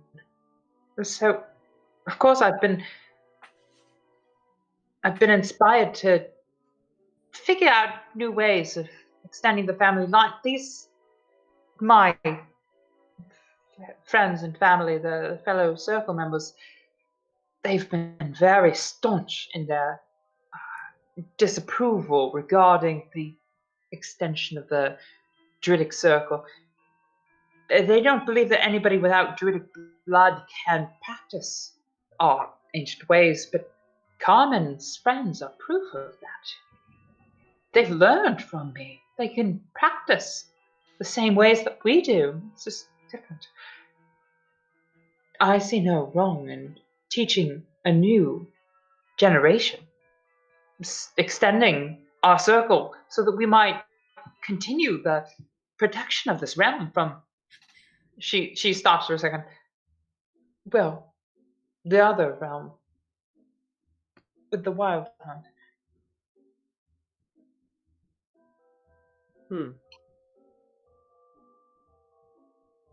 Of course, teaching the next generation is a noble goal, and I really do think Carbon's heart is in the right place. I'm just concerned about, doors that may be opened. Right, you did mention Lord Blackwood and him opening another door. You're certain of this? This is not... I've unseen it with my own non-sensory perceptions. That sounds disconcertingly correct. She looks at you heavy-hearted and she says, well, I suppose we'll have to figure that out. I suppose this is far graver than I assumed. Today, however, we must prepare for the event of the season, so to speak, the continued maintenance of the ritual that's been... I don't know how much you know. You've clearly learned some from your father, who's, as far as I can recollect, did not learn much from me before his passing. And it's not so much that he learned from you as that he was searching the meaning. So I don't know how much of what he taught me was even accurate. His search led him in many strange directions. That makes perfect sense. But please, I must dissuade you of any notions that you otherwise would have garnered that are incorrect. Please, I welcome you into my humble domicile, if you would follow. Of course. She welcomes you into her home, and she starts immediately looking for a book, which you all know is not there. Because it got given to us yesterday. Yes. Oh no. Who had that? Okay, I'm pretty sure. Oh shit! I think Max actually took it. Let's just say Benjamin has it. So I'm going to I think for the purpose grandmother. of the story, Benjamin has it. Yeah. Let me make you some tea, and I'll gesture for Benjamin to slip the book back into place. I will do that. Yeah, she looks at you and she says, "Oh, thank you, thank you." And Carmen's all the while looking at you, kind of like this, like you bitch. Yeah, no. Carmen's got a face that could fucking kill if face was And you do not find any tea, but you find a whole bunch of herbs that you pretty much recognize. You know, chamomile, all sorts of other things. You don't find any tea leaves. You find the makings of a nice herbal tea. You put that on. I'm going to ask our friend Benjamin to make us a... What's the sleight of hand skill in this? I think it's called sleight of hand. Yeah, give me a sleight of hand.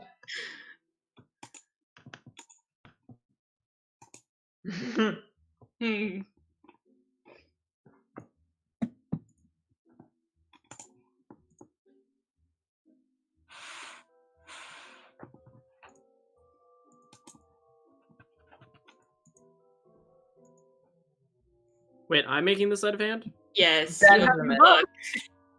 Shit. Yep.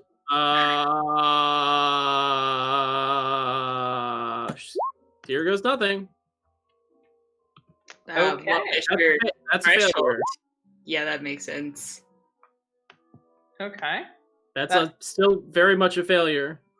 Actually, I rolled that, but anyway, yeah. So she looks at you and she says, "Oh my, how did you get that so quickly?" Yes, that's the one I was looking for. I couldn't find it. I swear I was looking in there. Carmen Seeds of pointed it doubt. out to me the other day, actually. Seeds of doubt began to form in her mind. They began to sprout and grow leaves, but she doesn't say anything. Dun dun dun. Dun, dun, dun. We did tell her that we knew Carmen was planning shit and whatnot, right? Like, Mhm. like she knows that we've been here and that Carmen says, "How did you get that so quickly?" I mean, I spent. And then she looks at you like, "Fuck you! Don't say anything." I'm And like, I Mr. Cocktail, like, maybe don't touch the books without permission. And then I look at everyone else and, like, he does have an uncanny knack at the library. You should have seen him at Lord Blackwood's. He's very good at finding the right book. It appears to be his only talent, I might say. I'm sure that's not true. I'm sure he's a vast mine of undiscovered potential. he like pulls on his collar. Yeah, so everybody is suspicious of everybody at this juncture, I must outwardly say. Delightful. She grabs the book and she places it on the table and she says, "Ah, yes, so, we were asking about the wild hunt and the realm from which it hails. Whether or not doors that are open can be closed." Carmen, of course, feigns ignorance, but you can tell for a fact that she's feigning ignorance. Mostly because you know she's feigning ignorance. And she, however, seems quite ingenuous when she says, "Well, that is quite troubling. Doors that are open to that realm can only be closed at length and through a prolonged process. But they must be closed, or else they invite things into this realm, thoughts and, well, perhaps even further than thoughts.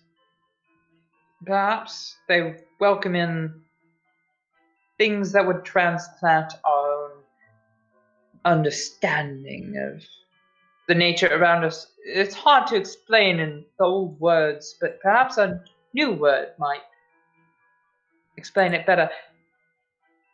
It would appear that if one were to open such a portal,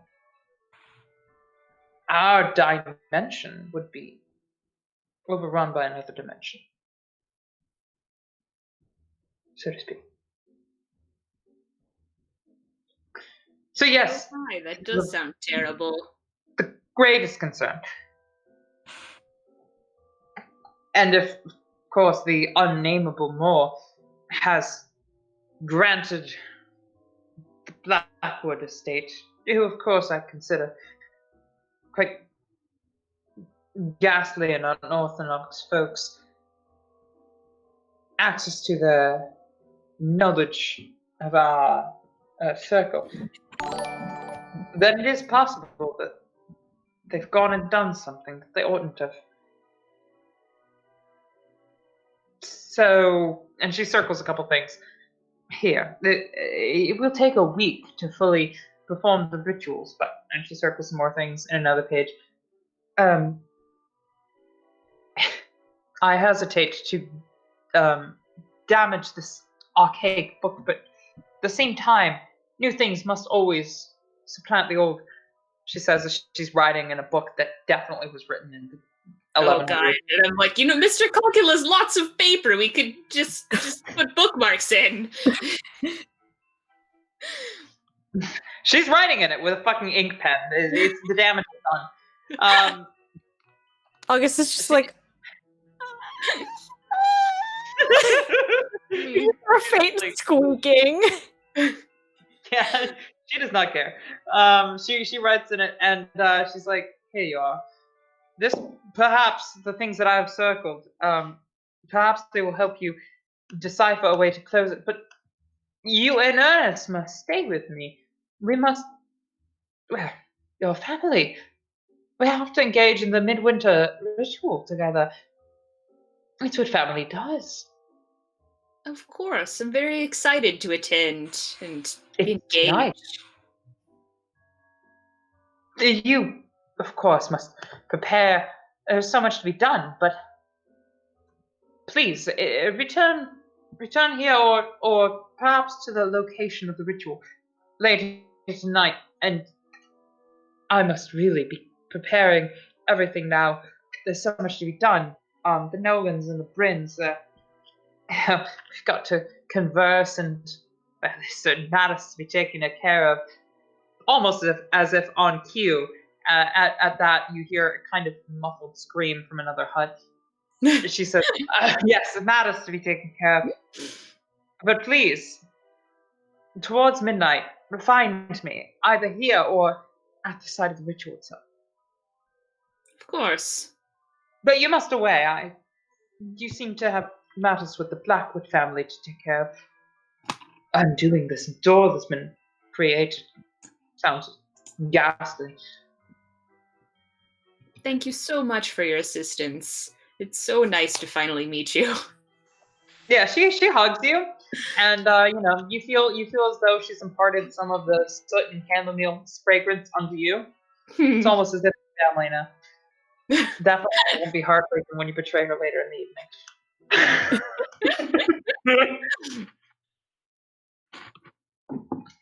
All right, so I'm assuming you all. Yeah. Sure. Okay. Well, I mean, do you? I leave. August wants to pat the goat on the way out. Just pat. Yeah, the goat brays, and honestly, the goat looks deeply into your eyes, and you look deeply into his.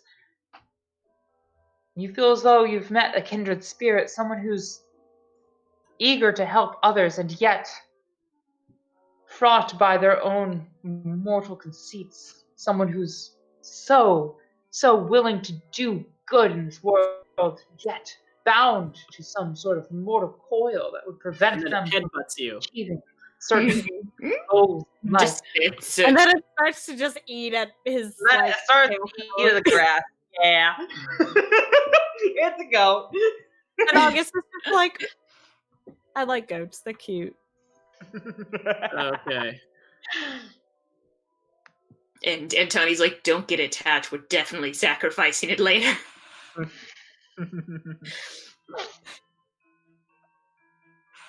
Exactly on time.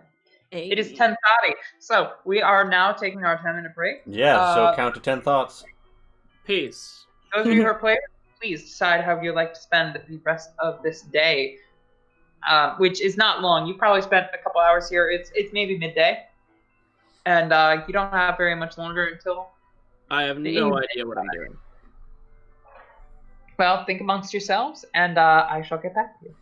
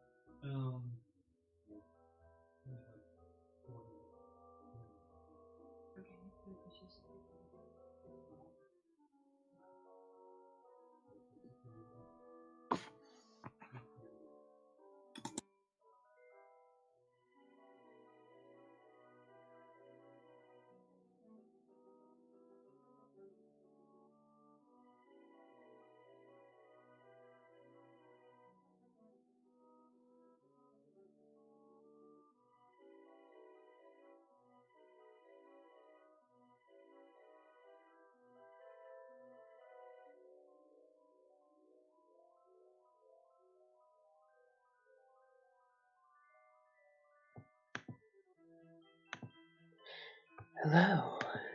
I've returned. You've returned. I was muted because I was crunching on some chips.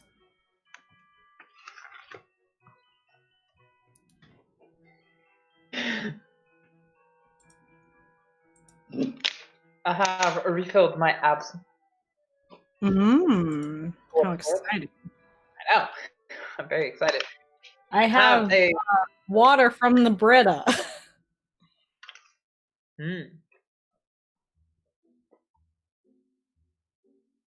Pure. Really? Yeah. Huh. In what language? Hey, Q-Prime. Thank you for muting the bot earlier, by the way. We stand a mod. Mods are gods.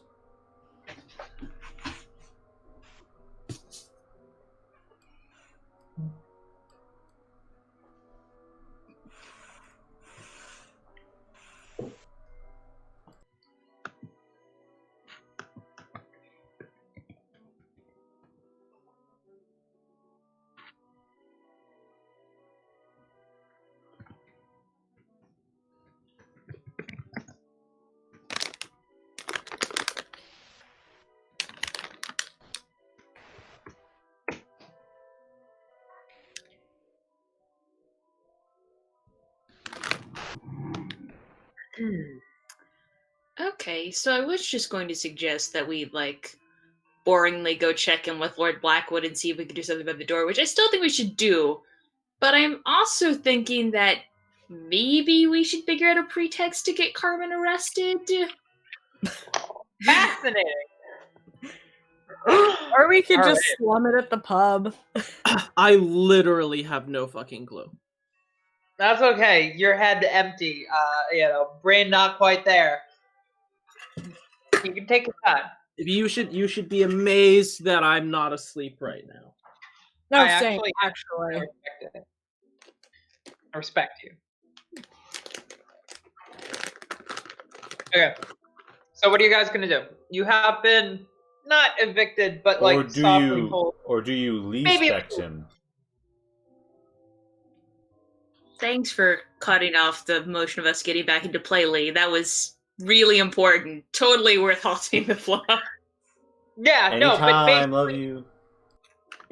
Lee, let me talk. You've been told maybe leave.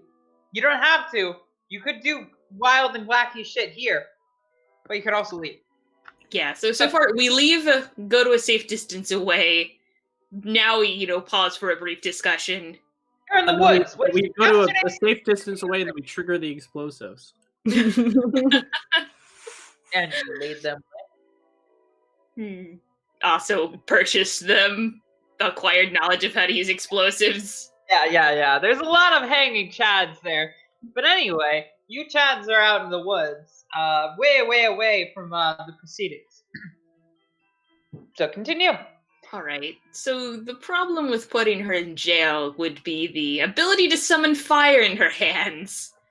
But it's possible the jail cell would have... But no, violet fire would burn through anything. Really, drawing a blank on how to stop Miss Kane. That fire just seems pretty unstoppable, but maybe this book of spells has some sort of guidance. Perhaps it does. Benjamin, you have recently perused said book, knowing very little about the Call of Cthulhu, game itself, which is definitely not self-evident in my behavior until now, because I believe that I have conveyed that I'm very well mastered in the arts of dungeon mastering this game. That I definitely didn't try to. Anyway, I'm babbling. There's definitely a book in here that counters flame, or a spell in here that counters flame. It would take the remainder of the day to learn it, but it would make you and those you choose up to 3 individuals total, including yourself, impervious to flames for a brief moment. There's a book that counters flames temporarily. But there's a spell in the book that counters flames temporarily. It's very temporary.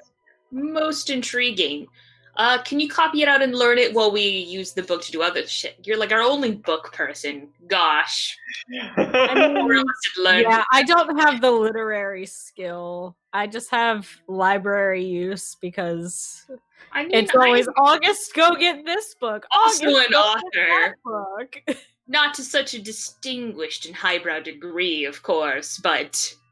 And we have Lord Blackwood. Okay, so I'm thinking tentatively yes, but let's go back to the manor and see what's up with the door before we commit to you learning this counter spell. Fair enough. Okay. I wasn't suggesting that I learned necessarily. I don't seem to be very skilled in the occult. That's a good point. Like, magic is dictated differently. Like, it's from your will skill. So I have a lot of magical potential. I don't know about Mr. Coghill. Interesting. I have 6 whole magic points. I have 16 magic points. Damn! Wow, what does Kako have? I must ask. 10 magic points.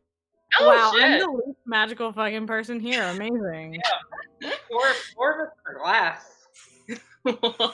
It's okay. He's really good at first aid. The magic of true love and competence. A better magic. Yes. He has the magic of competence and first aid. He's kind of got the upper hand here, not gonna lie. But anyway, you two are capable of doing magic to a greater degree than, I guess, him. If you would like, you may peruse the book. You have returned to the manor, walking down the hill. It is about midday, a little bit after, actually. And you'll note that Lord Blackwood has not left his residence yet. He's still in his room. All right. Lady Blackwood eagerly greets you. Hello. All right. We've acquired this book that will probably help us. Things are definitely coming to a head, so we should, one way or another, be through this storm soon enough. All right. So Lord Blackwood hasn't chanted anything. You've been monitoring that.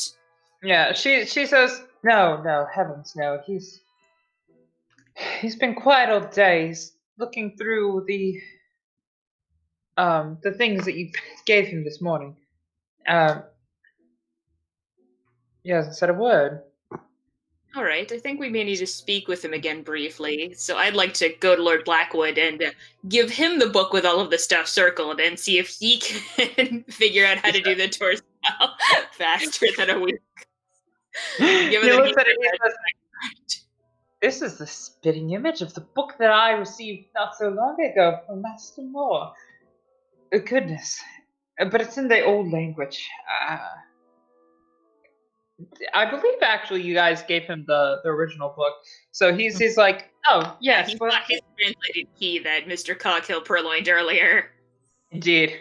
All the stolen books have arrived in one place. This dude's fucking better. So he looks through it. He's like, yes, this goes here and this goes here. Yes, I could probably do this, but there is, in fact, a time demarker here. You're not going to want to hear this. He looks at you quite serious. It probably would take less than a week to prepare this. Worst hiding still, the full effects cannot be accomplished until... He hesitates for a moment, and he looks at you, sternly. He's actually looking at your eyes, if you're looking at him. I am. It's not like him. You've noticed that he does not like looking at other people's eyes. Spring equinox. Oh, how charming. I love how reality is apparently quite flexible, but not time. That would be ridiculous. Yeah, apparently the doors can only be created or sent away on the equinoxes. Probably some sort of cosmic theme. Interesting. I'm not quite So, sure. all right. So we can't close the door in advance of tonight. Good to know. He looks at you and he says, "Look, the door's not open." It just exists now, I think. All right, but presumably someone's going to try to open the door. Can you put a cosmic lock on it? I don't really understand how this works. He kind of puts his hands through his hair, relishes how long his hair is, and he looks at you and he says, "Well, it's locked at the moment.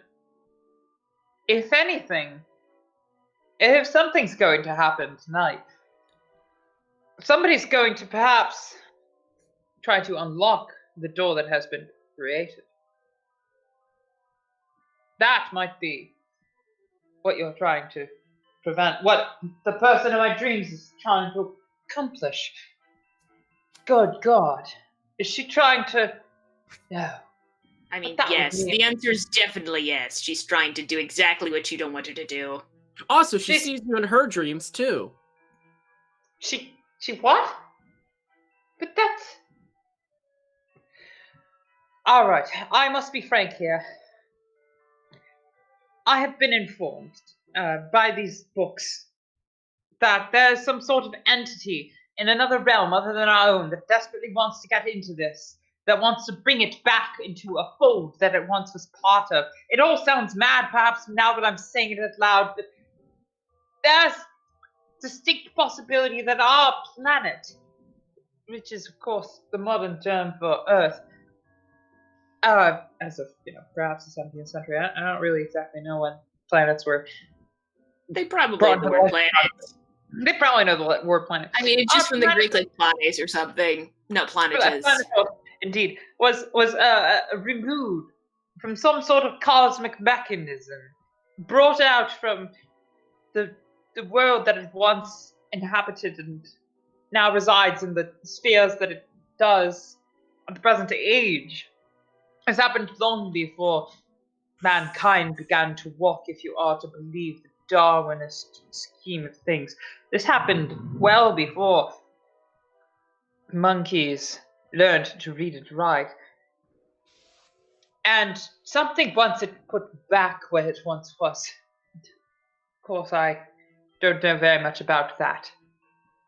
But what I was informed from the books is that there are other worlds, other realities, other than our own, that occasionally flit here and there, and, well, I've never been one for the particular reality that I'm forced to live in, I must confess. Hence the fantasy writing. Hence the sweet solace of fiction. Yes, continue. Yes, but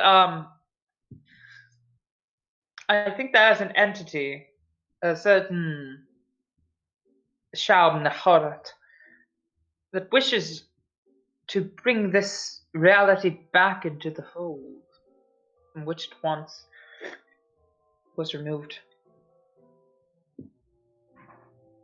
And it needs an entry point. It needs an unlocked door on both sides, and it itself cannot achieve that end. Do you have any idea how one might unlock a door from this side? Not exactly. But I do know that the book details rather thoroughly how one might unlock it from the other realm, if one were sent there. Well, that's not very useful. Most curious. How would the people who wrote this book know that? I am taken to believe that this ritual was cast once, long ago, before Jesus Christ walked the earth, before the fall of the Romans. Long ago. Before you realize that you mentioned a date later than the first date, so that doesn't really make it seem any longer ago. Never mind. I get it. It's very ancient. Britain hasn't had written history for a very long time compared to perhaps the Middle East, but whatever. You catch the gist. It's fucking old. It's good to see you back to yourself again. I miss our spirited debates. All right, so is it possible to reverse engineer the process of the other side of the door if someone were a skilled practitioner willing to do radical things? Willing to do radical things, one could open or close it from the other side. It's all quite detailed here. It even says how to maim the elder entity from beyond and grab something of it. And frankly, it even details how one might, if one were willing, maim the outer god, drag a part of it into our realm, and hide it under the earth for centuries. Oh, well, I'm sure that Very- never happened. Yes, yes. Don't know how that could possibly be relevant to the proceedings, but it does say so in this book that it's possible.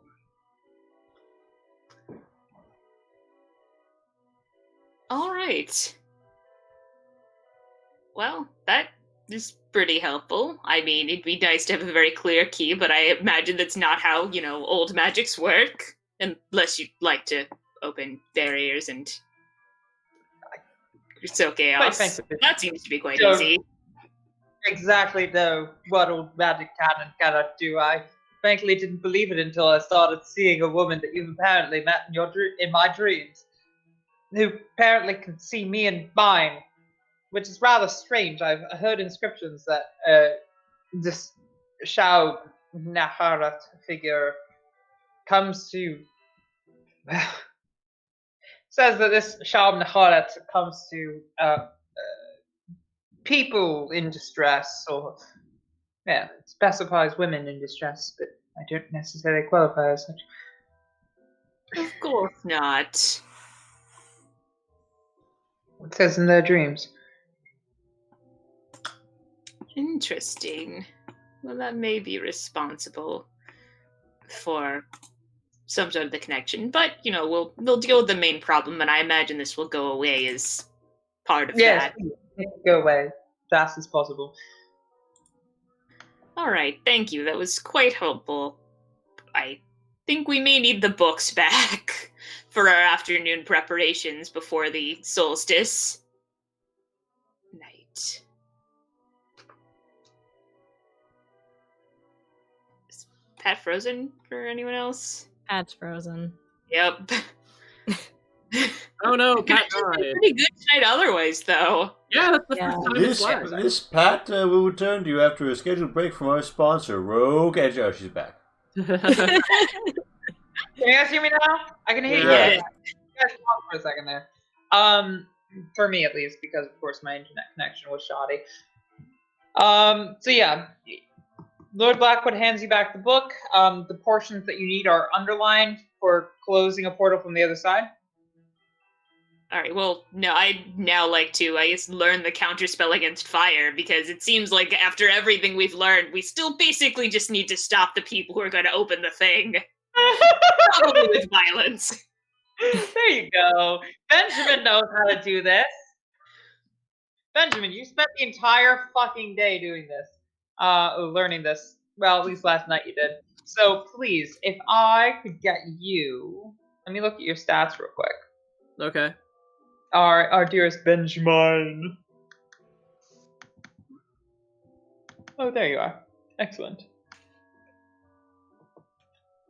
Let's see. What should I make you roll? Credit rating. You've got a good credit rating. Damn, bitch. Oh, God. Yeah, it just determines how wealthy I am, and I'm relatively wealthy. Wow. I like that. Nice. You got a good fucking credit How do you rating. think How do you think I afford a home in the countryside as a writer and a manservant? I'm sure you've got a lot more going on than that, but yeah. Wait, how did you even get that? As like an author, you don't get a very high credit rating. Benjamin is a money. noble first. Is a noble first, author second. Much like our dearest Blackwood. Roll me an art literature real quick to determine if you can explain this succinctly.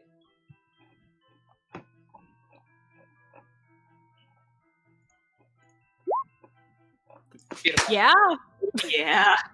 Apparently, Benjamin, you read through the translated and then the not translated versions of the text, and you're like, oh shit, it's pronounced just like Welsh. Anyway, this is how you pronounce the thing that prevents you from getting fire damage for a round.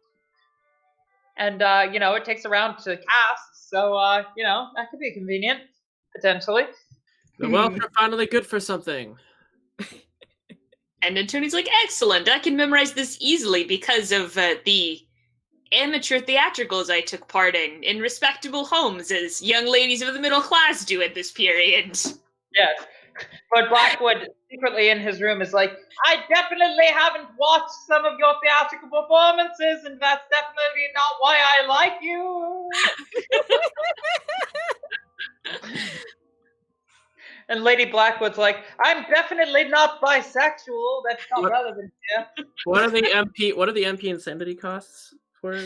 No, you're good. You're good, Ben. You don't have to take a sanity from that. You've already read the No. I meant the spell. Cost actually cast the spell. For casting the spell, what does it cost? Oh, yes. It costs probably one sanity, because this is something that's going to perhaps need to be I now have the spell Don't Be on Fire. I named it Fuck Off Fire. It makes you immune to fire for 1 round. Fire it. And the casting time is 1 round? Yes.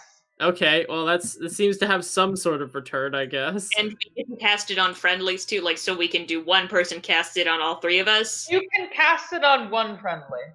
Ah, ouch. Yeah.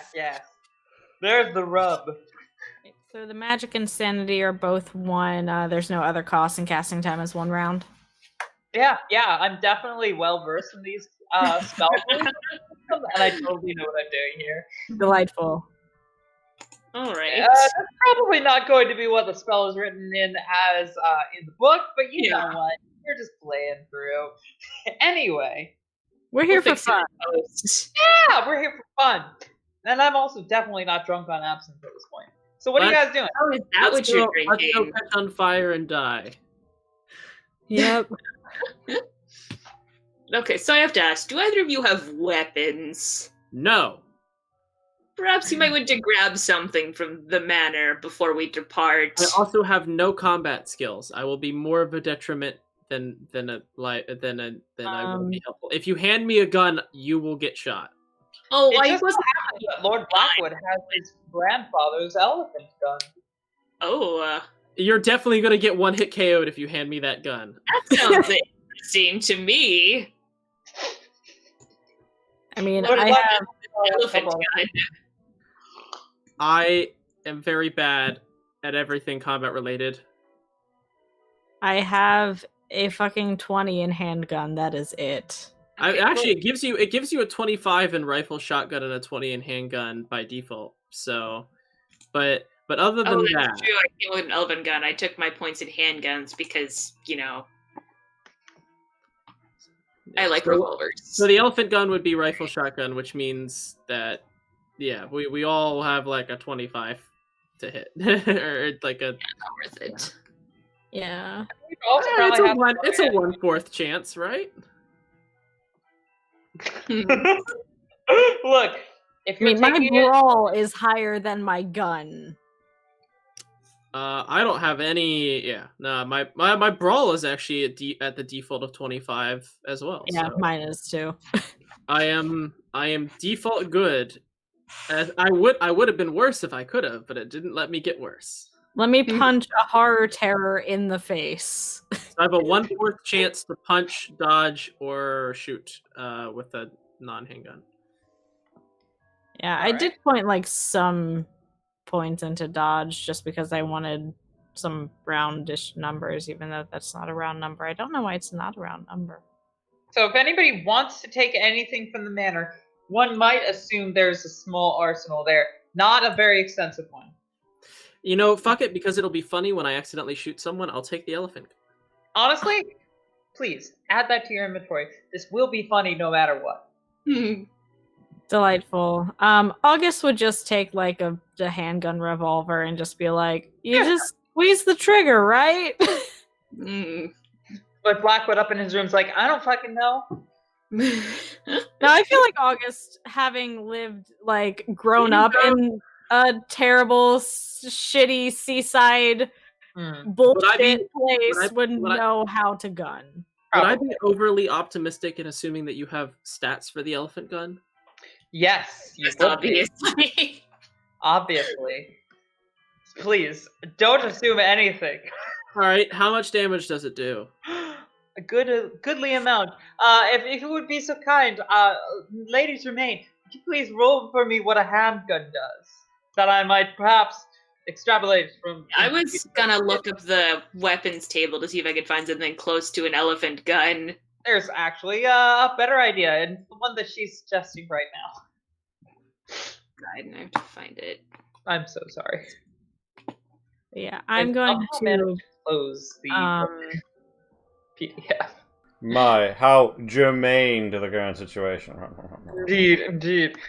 Lee, you wouldn't perhaps perchance know what a There elephant is an elephant gun in the Call of Cthulhu. I feel like there should be, right? Delightful. Yeah. Okay. What are the stats for a handgun though? Because I'm taking one of those. The base chance. There are different handguns. Like Revolver. Yeah. So the range. I have a .45 revolver. I can give you the stats for that. Okay. I don't know the other ones off the top of my head, or these ones, but I can stare at them. Yeah.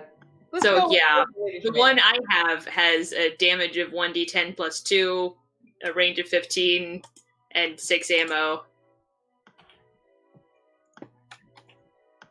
All right. Oh, by the way, you can re-up on it. Is the elephant gun single barreled or double barreled? Double barrel? All right. I don't know anything about guns, my dude. That's okay. 5.500 express elephant gun. I'm assuming it's a fucking good gun, because it says elephant in the title. Gotta copy paste this stuff the Victoria book said into the chat. Fucking MVP! Right there, look at you. You, MVP. What? Elephant gun. Look, I failed, but if I had hit it, would have done 14 damage. Nice. Well, that'll certainly come in handy. Anyway, it is about 2 or 3 o'clock. You've done things. Stuff has happened. You've researched. You've done a whole bunch. What are you guys gonna do now? We can go to the pub. You could. That certainly wouldn't trigger a random encounter. Why did it? Or, I mean, shouldn't we just go confront them now? Like, why would we wait until the last possible moment? Wouldn't it be smarter to do it beforehand so if something went wrong, we would have time to come up with a new plan? But dramatic tension. You could go confront them at 11:10 p.m. That's a possibility.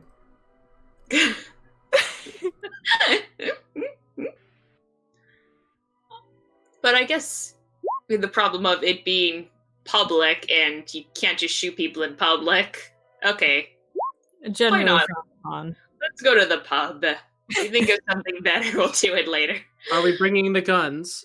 Marvelous, I marvelous. always carry. I mean, I never carry a. You never know what's behind a woman's skirts or in her muscle. Indeed. So you go to the pub, Probably.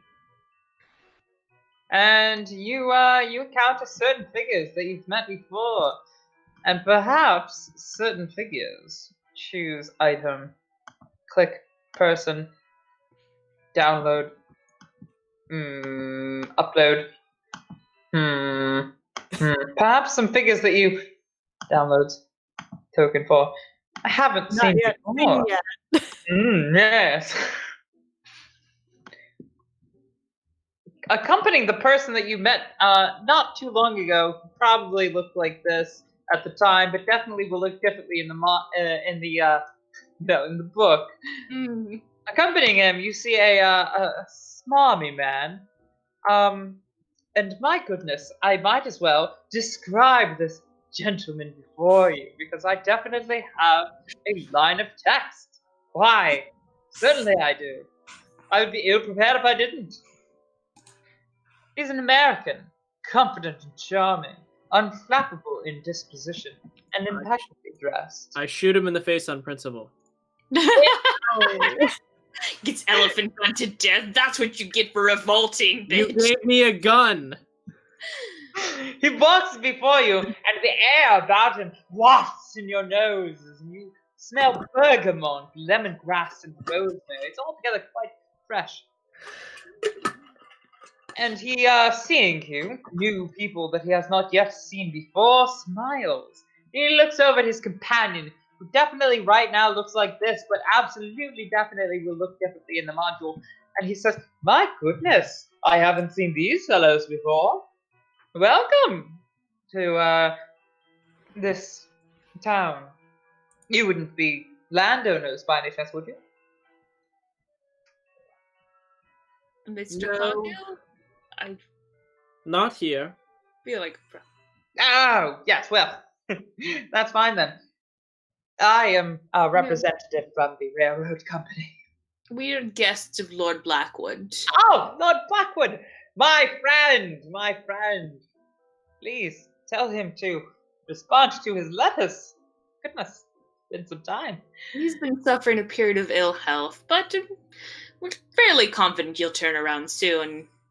Oh, good. Because we have an offer. We at the railroad company for good Sir Blackwood. An offer of land acquisition. Very, very profitable for him. You want to give him land? That does seem like a good deal. So the railroad is coming to Wallport then? I thought it was passed by. Yes, that one did, yes, certainly.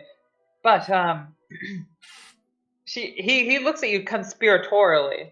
He whispers in your ear of the most charmed voice, smooth as a preacher's, his stride as confident as that of royalty. While sitting down, yes. Waltzes forward, dancing to music that only he can hear. And he says, "Yes, well, that railroad perhaps did not decide to land its stations here, but there are other railroads and other roads entirely. Not just the ley lines, but the old folk here talk about, but we're planning on opening a dock. Yes, a glorious, beautiful dock right here. Literally, right here. A dock in a fishing village? Yes, it's gonna be great. It's gonna be made of concrete and other things the Romans left behind. It's going to be And August just kind of How fascinating. August just kind of stage whispers to Benjamin. The fishing village, don't they already have a dock? a bigger dock. I thought that was a prerequisite. That one's suitable for a trade, clearly. God, yes, it will open trade routes and everything. It's going to be so big that even the steamboats can land here. We'll remove the silts and the peasants and everything. It'll be great. It's going to be a dock here and a railroad station. Yes, uprooting lives. Yeah, Delightful. exactly. We'll pay them, of course. It's an equal trade. Okay, so Eric is very tired. So unless this is directly relevant to like a stop, no, it's not. Yep, probably spend some time and head to midnight. Can I shoot him? Can I shoot him so we move on? Yeah, I am also. Railroad plot is dropped for the purposes of this module. Woo! Okay. A time I'm also transpire. hanging on by the thread of caffeine. So. Does some things that are sexist, and then his head explodes with a snake. You kill it, and you kind of come to the conclusion that the druids put it there. And you're all together rather shocked that the druids would act so horribly. And time passes, and it's almost midnight. Why would we expect anything horrible from people who practice human sacrifice? Yes, exactly. Definitely not a subplot that I totally dropped and should have carried on with. But anyway, you pass through this, benchmark of your character, and this guy who lived is like, wow. How much sanity damage do we take? Sanity damage, negligible. You've already seen it, maybe one. He looks at you and is like, "Thank you so much. You can get some money from me. Woo! After you live throughout the night. Yes, I'll be here in the tavern tomorrow if you live." Definitely not foreshadowing anything. I'm sorry, why would he pay us? And why would we tell him what we were doing? Because we saved his life. Yes, exactly. He's a rich man. He's going to pay you for saving his life, assuming you live. Did she definitely has supernatural? What the fuck? Anyway. I do not believe in the supernatural, he says in an American accent. So the evening, passes and goes. It is quite late. I'm gonna say it's about 7 or 8, maybe even 9. Cool. Let's run to the ritual site and shoot people. You go to the ritual part and shoot people. Okay, cool. Go copy. Gotcha. I got you, girl. The more exhausted I become, the more energetic I sound. Yeah, I'm It's sorry. Sorry about that.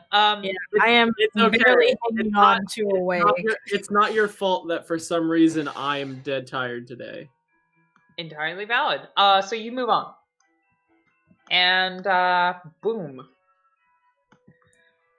Alright, so perhaps dropping by the manor once more, you decide that it is time to pass through the village, and I remove boop and boop and boop and boop and Lee. I don't know why that's on that. There's so many things on layers that I don't understand. It's almost as if I'm experiencing a Call of Cthulhu game of my own. The map is like an onion in that it has layers. I mean, it's like an ogre. Reality you cannot kin. Indeed, indeed. And last token, you. The faster I move, the worse my camera keeps up. Cool.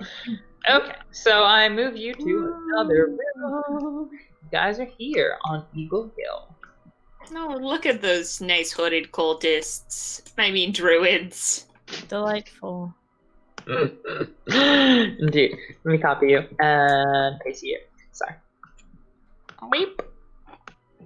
Indeed. You climb the hill that looks like the head of a giant from old receded into the greenery, which has been, of course, covered by white. And you see before you Carmen, as well as 3 hooded figures, one of whom under the mask looks distinctly like Madame Flynn. So none of Carmen's disciples? Do we... I mean, I guess quick perception check. Like, I mean, theoretically, it would be Carmen, Flynn, and her 2 disciples. No. Well, I guess, but I thought that the other 2 families would be here, who would be the actual and make that roll. Like, Carmen's friends are not from the Druid family, so they wouldn't be part of the traditional ritual.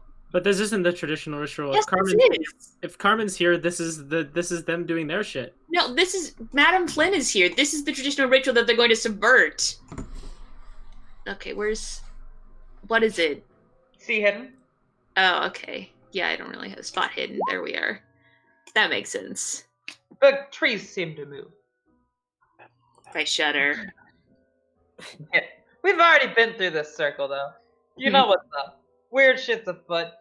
But you don't see Carmen's friends, and goodness, don't those hooded figures look old underneath the hoods? But you can't recognize any of them except for perhaps Madame Flynn. No, maybe not then. Yeah, that makes the goat, if you would. Perhaps over here. The goat. Alright, so I'll approach the circle. Shit's afoot. I'm going to play another song. Let's see. What should I do? Lacrimosa, of course, duh. Body horror. Actually, I will play that later on. Not yet, though. No spoilers. Alright, you step up. Do you make your presence known, or do you let them continue? They're chanting madly. Aya! La shub naharat! La shub naharat! Yosafas! Are we stopping this? I guess so. Actually, I was going to be open, but now I'm thinking it might be better to sneak and wait for our opportunity. She joins in. La shab naharat! Iha! Yes! So that! Har! Mad noises that don't resemble any language you're familiar with are uttered through their guttural intonations. The 4 of them dancing in unison. orgiastically gesturing about themselves, though they are covered in cloth. One can imagine beneath they are not. Good thing we're not here for the summer solstice where they don't bring the robes.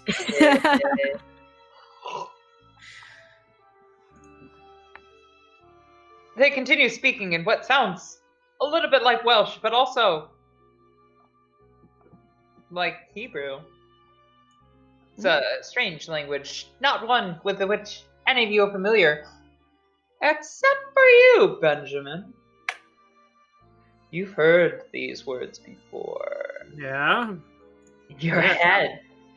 Maybe 24 hours ago. Yeah. In fact, Benjamin, Jotna Huddit sounds very familiar to you. Yeah. Are they trying... So would I know whether they are trying to entrap the creature or release it? This sounds like the opposite of the ritual you were trying to work. Okay, so they're trying to capture it. Maintain. Well, I think they're trying to Oh, maintain. I mean, yeah, they're trying to, yeah. So I'll whisper that to, the other people, the players. All right, so I guess I'm gonna Alright. try So what to do you find like a place where I could hit Carmen. Okay. So sneaking, I'm assuming. Yeah. Give me that roll. Let's see. Hmm. Uh, How can that one was actually close.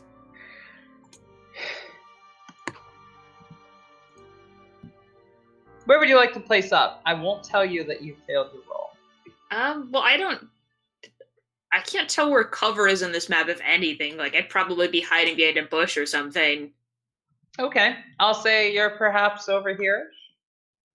So I need to be about 15 meters from her to give my optimal shot, since I have a handgun. Feet into meters. Fuck. You can actually set the distance to meters depending on... Or we can just do 15 feet. Or that. Okay. So yeah, perhaps there. I mean, she probably can't see you. There's maybe a sort of... I think Call of Cthulhu uses yards. It's pretty, yeah. Oh yeah, it does use yards. So 15 yards, which probably would be like... That's just multiply it by 3. That's... Yeah, no. You're good. Honestly, you're good, like, here-ish. Yeah, that's a decent amount of space, I actually. was gonna say, like, a handgun, you're probably good. Yeah. Okay. Alright, does anybody else try to do anything subterfuge? Yeah, your optimum range is 45 feet, so you could be really far away. I honestly could just stand all the way back here because I have an 100-yard range on this gun. Entirely valid. Yeah. See, I have a handgun, so that's 45 feet. And you're within that. And yeah, if shit goes south, I can pop at someone. Okay. So you guys are gonna stay there. Okay. So, Antonia, please tell me, because you seem to be the one with a gun who's ready to use it, if at any point you would like me to stop. Like to Ritual. what? If you would like to shoot. Oh, yeah. If you'd like to shoot, please tell me. The ritual continues for about 20 minutes after you find yourselves hidden in the bushes. You notice Carmen looks directly at the bush where you are hidden, but looks away just quickly. You don't know if she's recognized that you're there or not. Again, please, tell me if you'd like to shoot. Gosh, that's a really good question. Like, would I shoot and care? I mean, honestly, she clearly knows I'm there. She's clearly going to ruin the ritual at this point. But I guess, do I know anything about what happens if the ritual is just ordinarily disrupted? And do they have any kind of contingency? Fuck. I don't know that you know. So 20 minutes transpire. And then everybody who's hooded, and Carmen as well, steps in through the circle. All 4 of them.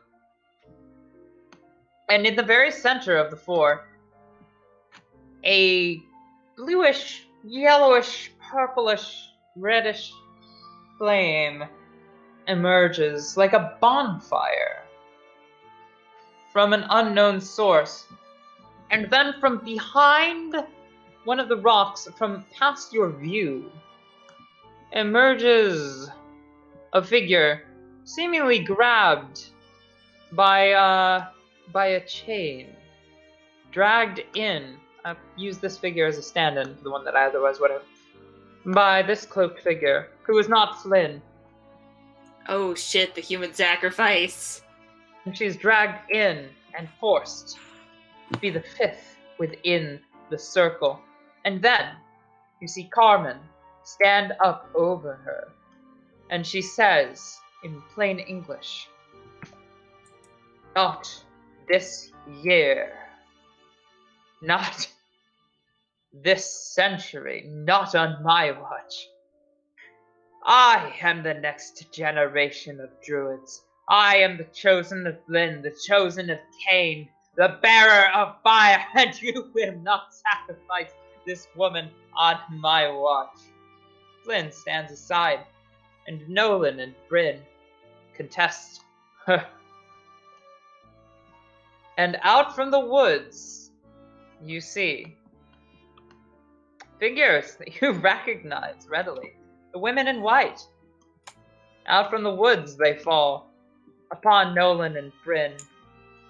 Their daggers hew through the robes and through the flesh. Bryn and Nolan are fallen, dead, at the feet of Carmen and Flynn. Flynn looks at Carmen and says, "This is not the way. This is not how we agreed everything would transpire." And Carmen looks at Flynn, and she says, "No, it is not. And I'm so sorry to have deceived you. You treated me like a daughter. And I cannot bear to do this, but it must be done." Okay, I'm gonna shoot her now. I bet she's gonna kill Flynn next. She stabs Flynn as you fire. Yup. Fucking Flynn's knew blood it. pours down to the middle of the circle. Please fire upon Carmen. Hey! Hard Hey, success. that's a success. That is a fucking success. Damn straight. You Terrible minimum damage. Minimum damage. That is my life. Well, that's all right. Wow, I can't edit that, but let me edit it here. Okay, yeah. As Carmen is shot in the shoulder, she recoils, drawing the curved dagger out from Madame Flynn, who falls to the floor, blood oozing over the surface. She looks over at you and she says, "I understand why you've chosen to interfere. I can only hope that you forgive me for what's about to happen." As she stands behind the sacrifice, and believe it or not, lets her loose. I mean, I do believe that. It's the rest of us who are in trouble. Screaming! She runs down the pathway, bumping into, I'm gonna say, Benjamin. As a goat is brought forth by Irene and Madame Reed. Carmen stands behind one of the rocks outside of the circle and she says, "Forgive me. Forgive Okay, I me." kind of feel like we should be in combat initiative now, because we would... I think we're probably... Yeah, like, we're still trying to stop this. I wouldn't just be like, "Oh, well, I didn't kill her in one shot. Let me just wait and see what happens." Everybody roll initiative. This isn't a system where you roll initiative. Your initiative is your dexterity, just flat, but Well, plus I 50 mean, if you have a ready sorry. firearm. Yes. Sorry. So we And just then click on your tracker? select your token, and then just type /R, and then just whatever your dex is. So for me, it's 50, and it doesn't. Never mind, it won't work. Damn it! How do I? How do you? there is Everybody a- get your shit in the thing. Hold on. Okay. Under the combat tab, there should be a turn tracker. Oh, that's cool. Oh, that's what it sends it. Turn tracker. There we go. Oh wait, actually, I forgot what the macro was for initiative. Apparently, it's not just rolling while selecting your token. Wait, shit, August, do you have a 0? Okay, never mind. It didn't like me. Okay, 70 plus 50 for the gun because I've still got like 5 more shots in this Okay. one. There was never an initiative like my August. Never an initiative like the one they called. What the fuck are you singing? Glass. I don't know. We're all sleepy here. Sleepy? I just don't get the fucking reference. It's Johnny Guitar. Let me wake you guys up here.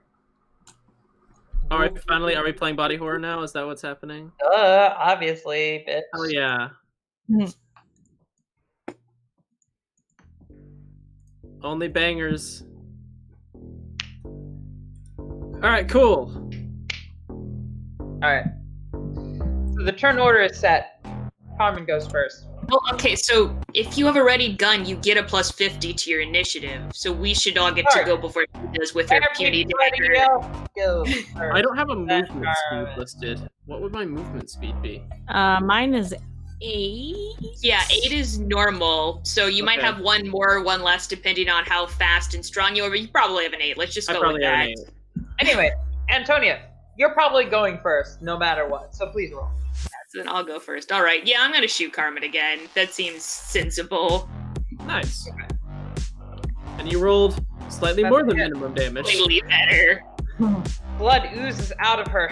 She exclaims in agony. Get her! Please stop her! She'll ruin everything! Everything! And I'm like, the beauty of progress. Pat Peaks Mike.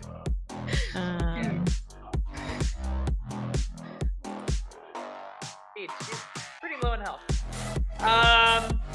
So. Carmen's turn. August are next. Yes. Never mind. So. Beat on Carmen from where you're. Actually, wait. Yeah, no, you definitely don't have a clear beat on Carmen from where you're. Yeah, I'm trying to figure out how to how much I can move because it would be 8 squares, I'm assuming. Well, if it's 8 yards, then it should probably be a bit. Yeah, if it's 8 yards, a yard is 3 feet, so that's 1, 2, 3, 2. 1, 2. I mean, 8 squares is already a lot of movement. Yeah. Let's really 8 yards would be fucking for this because I'm dumb. Yeah. 8 yards would be 25 feet basically. Okay. So I will scooch over here and then see if I can. Because 8 times 3 is 24. So 8 yards. 8 I yards feel would like be 30 25. feet is pretty standard. Yeah. So 25 is reasonable. And let me character sheet. And she is within range because we established that at 45 feet. Mm-hmm. I'm so tired, fam. Pop, pop. Ooh. August doesn't know what a gun is. Very close, but no cigar. Benjamin, it is your turn. Cool. I'm going to move around this lady. And I'm going to shoot the goat twice. Damn, alright, give it to me. Give it to me. That's smart. Honestly, plus, I'm gonna say plus 20. I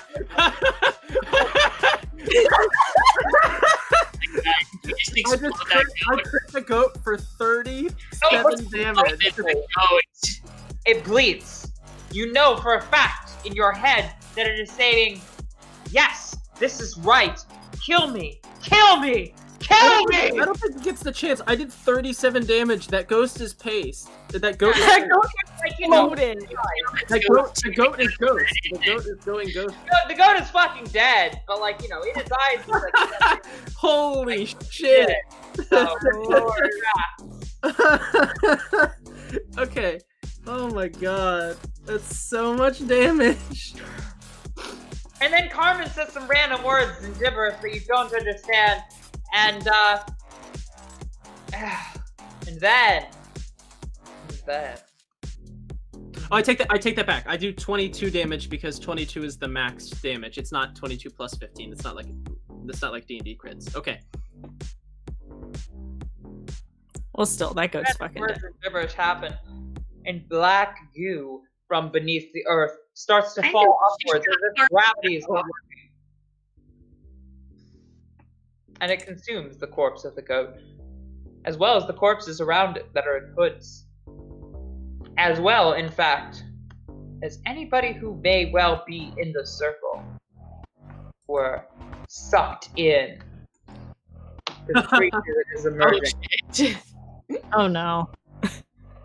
Carmen looks up, goes around as if to say, "Forgive me for what I have done, but you know you cannot, and you know that there is nothing to forgive," as the tentacles of dew emerge from the earth, purging forth from the snow that pure white liquid to form something that is not quite goat and not quite creature and not quite. I'm very glad I brought an elephant gun. That's so cool looking. Do we roll sanity now? Yes. Oh yeah, sanity. Everybody roll sanity as Carmen shouts, "Thou shalt not hurt it! Thou shalt not hurt it! Thou shalt not hurt it!" August is just over here like, yep, this is another fucking Thursday. What do I really hope you don't have like neighbors. all the time. Also, what do I lose from that? Because I failed. Ah, yes. That's 4. 4? Okay, only 4? Okay. Yeah, you've seen some shit today, and I also know how much sanity you have, and honey. I am at 35 out of 50 now. Woo! If you went insane again, that would definitely help our problem. Yeah. Yeah, like what? Let's see. Imagine if I had uncontrollable tics or tremors or psychosomatic blindness. No. That would really suck. But anyway, you've got a tentacle goat. Welcome to the fucking fun.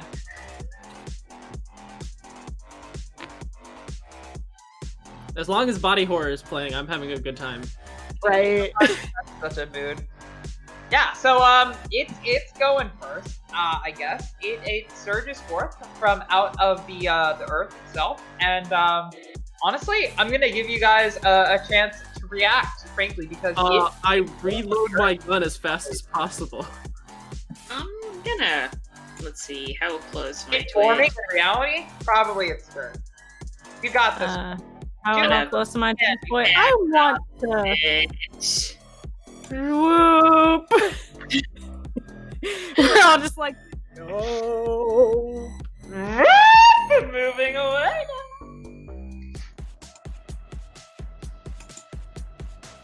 Carmen's eyes are behind her fucking pupils, by the way.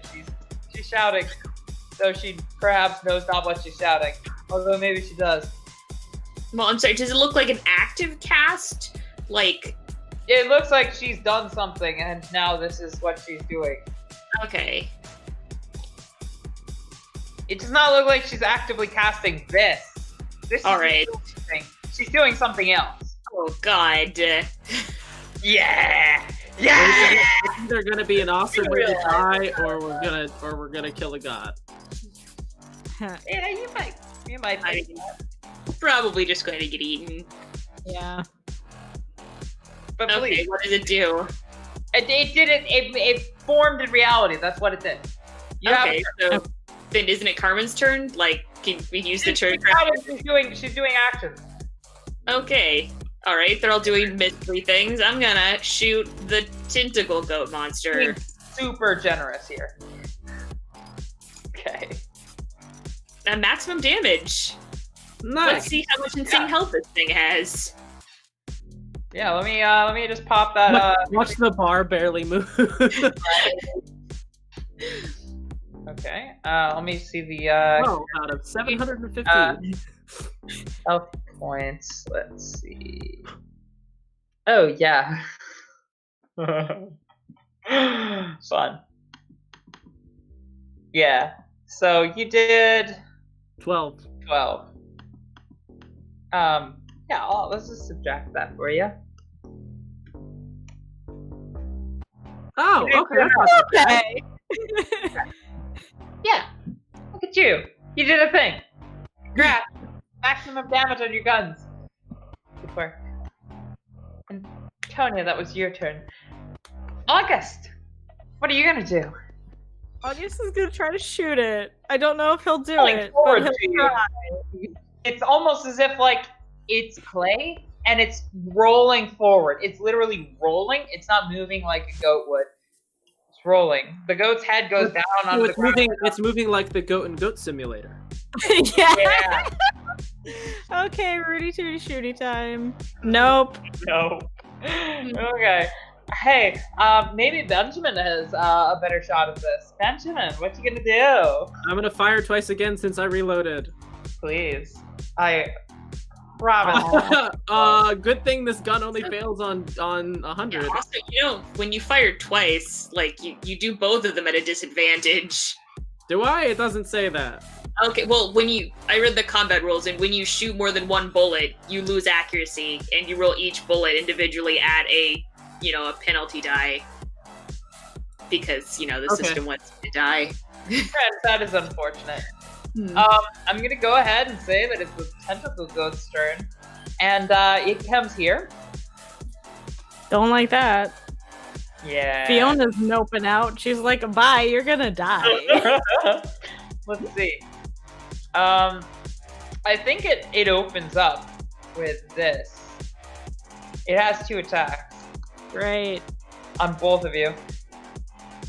So please, Benjamin, take 5 and All right. I found the rule for double-barreled guns, as opposed to other guns firing multiple times in a turn. August. No penalty is taken for the second that's shot. cool. But if Okay. the second shot targets a different opponent, then you make it with a penalty. Oh shit, so I think if you lose half your health, you're mortally wounded or something. Yeah, I'm down to 2 out of 9. Yeah. It's fine. You take a fucking what's it called? Wound. Yeah, a major wound. Alright, so do I just bap that button? No, that's the one person who knows first aid. We're doomed. Yeah. So I'm just gonna You got turn one that off. They have received a major wound. They must make a con roll or fall You unconscious. are greater than half, so that's both of you. Yeah. yeah. Alright, so con roll, I guess. Nope, I'm unconscious. Wait 1 second. You had a really good night's sleep. I will give you advantage on this. So roll. Alright.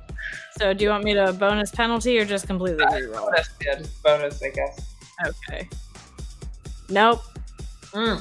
I meant completely reroll. What was I saying? God, the I meant completely. There we go. There you go. Hey, look at that. You too, August. Or Benjamin. Benjamin, roll. Press. Yeah, I'm sorry. I was looking at rules. What am I rolling? Oh, I took. I mean, if you took 5 damage and you have 10 hit points, that's half your health. Yes. I took 5. All right. You have advantage. What do you Major wound. should 5. Making a con roll. Yes. Roll again. Hmm. Because I'm nice. You can probably still fail this, but I won't stop you if you do. Pass. No, wait, you pass?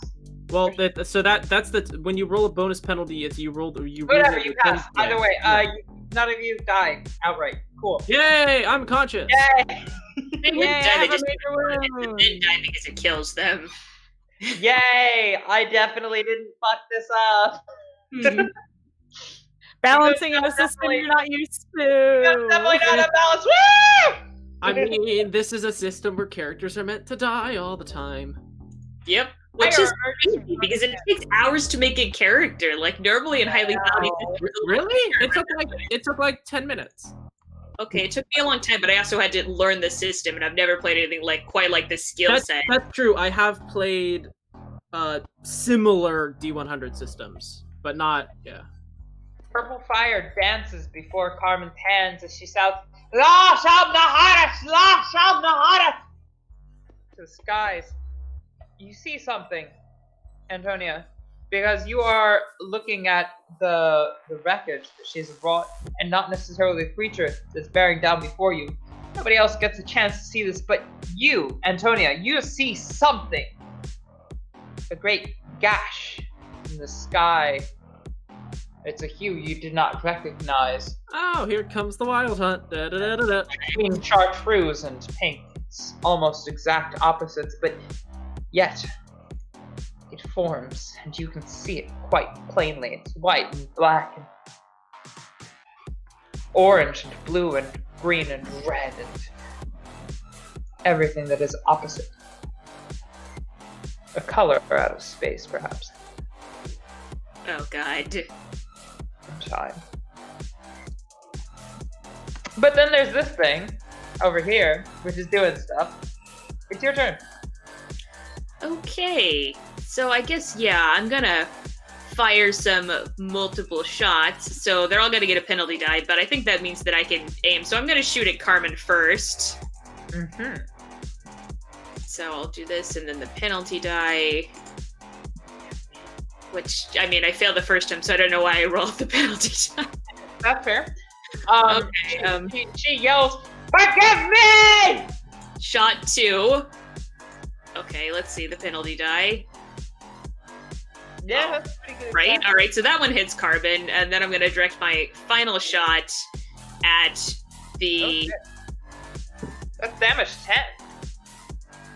Well, technically, no. I could, like, reroll the damage, because that was for an extreme success, but for the penalty, well, actually, it would also be an extreme success. Both of those were, so yeah. Yeah, no, Madeline, you did the thing. Roll that other thing. Alright, now last shot at the creature. I'm Fails. gonna give you a benefit. There I'm he gonna is. give you a bonus to this. Because you killed Carmen. Nope. Never mind. Okay, so let me tell you what happens. You fire at the thing. It completely misses. It bounces off its rubbery black hide. And it doesn't even turn to see what just shot at it. It doesn't care. It doesn't notice you're there. You're basically a mosquito. And Carmen, however, is a human. And to a human, a mosquito actually matters. A mosquito draws its blood and sucks it out and brings it forth and creates... One of the deadliest causes of human Yeah, Carmen looks at you after begging you to forgive her, and then looks down at herself and sees the red blood elicited from your strike, and she looks back at you and she says,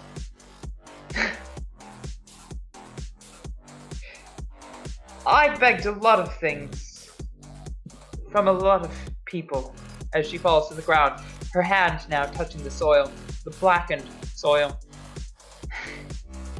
I begged forgiveness from many gods, including you. But we are all gods of our own creation, aren't we? Begged forgiveness. Long to see a world that is other than this one. A world better than our own. And I'm like, if you thought summoning the wild hunt would help with that? Terribly sorry, but I think our reality is probably better than that. No, it is not.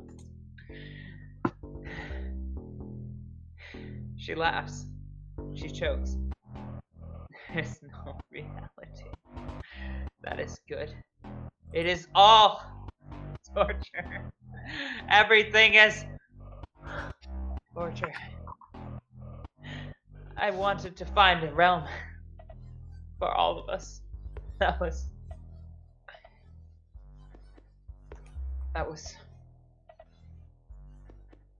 She chokes. Was livable. And she coughs blood on the floor. It's black. You're kind of surprised.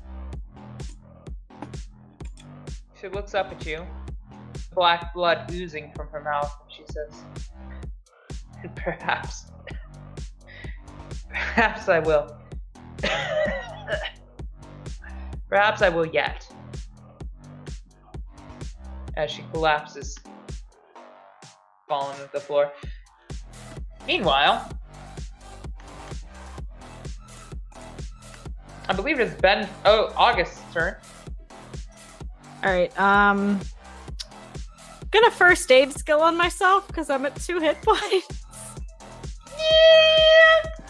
And I'm I'm not overly familiar with the combat system, am I allowed to also move and do that again to Benjamin? Let's go ahead and say yes. Let's see. I would assume you probably can't heal yourself and me on the same turn. Yeah, I think you heal yourself, and you do well, and then you move over here. Is that okay? I would highly recommend you heal yourself and run. Yeah. Hi, Fiona. Okay, so you heal yourself. Tabletop Anthologies, welcome to the raid. It's Tentacle Goats time. Hello. Hey, Hello. hold up! You just did call Zulu. We're also doing Hello, a Call of everyone. Cthulhu. Crazy. This I don't know shit. how that works. What's up? So, how much would that have made me not as dying? It gives you 1 hit point back to do first aid. Great. I'm at 3. You might want to start running. So yeah, for anyone who has just arrived, we are about to die. We're about to die. Unless I crit with my elephant gun. Yeah, August is just gonna 1, 2, 3, 4, 5, 6, 7, 8. I think that was 8 squares. It's hard to see the lines. Yeah. Close enough. All right. So you're 3. Feel free to amend that. Yes, I've done that. I still have a major wound, Oh yes, you do. but I'm hurting a little bit less. How fast does this thing move? It moved supernaturally fast. It literally just rolled like it's fucking plastic. All right. It's literally a rubber ball made of rubber and goat. All right. Well, I need to, unfortunately, because I missed twice last time, I need to reload my gun. So I can basically run and reload and do nothing this turn and hope that I live to fire again. You might want to. So I will reload my gun and run as far as I can. Step into the woods that are definitely not moving. This direction. Oh, you did do the thing. So proud Look, I mean, I can't just run down the path next to August because then we'll both get smacked. He's so cute. of you. You're so noble. Yeah, you have to at least, try to distract him. Save your one true love. Oh my god. I'll move to that one because it's the same distance. I Seems wish you were smarter. gonna live. What?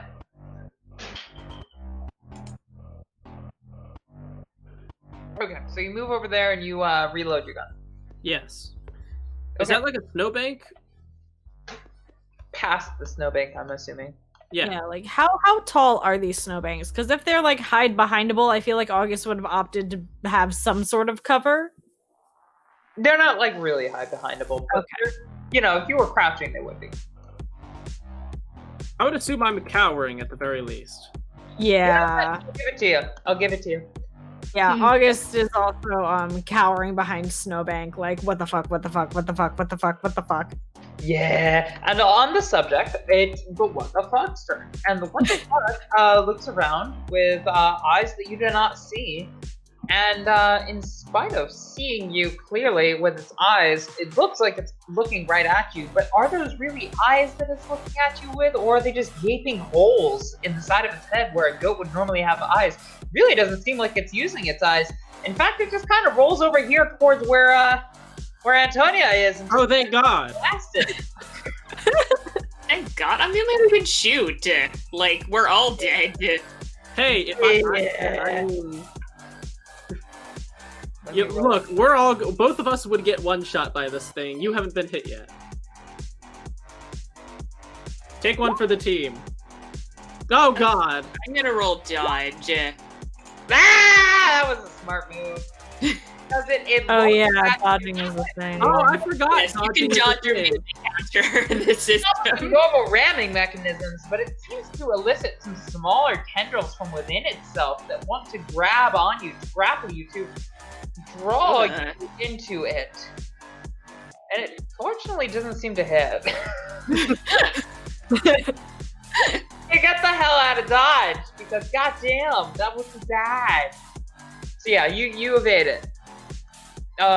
Unfortunately for you, it gets 2 attacks per turn, and it's gonna make another one. This time, just scoring you for 7 damage. I mean, I'm now also basically dead. Like, I don't know what part of we have 10 or fewer hit points. Yeah, I am aware. You should have run.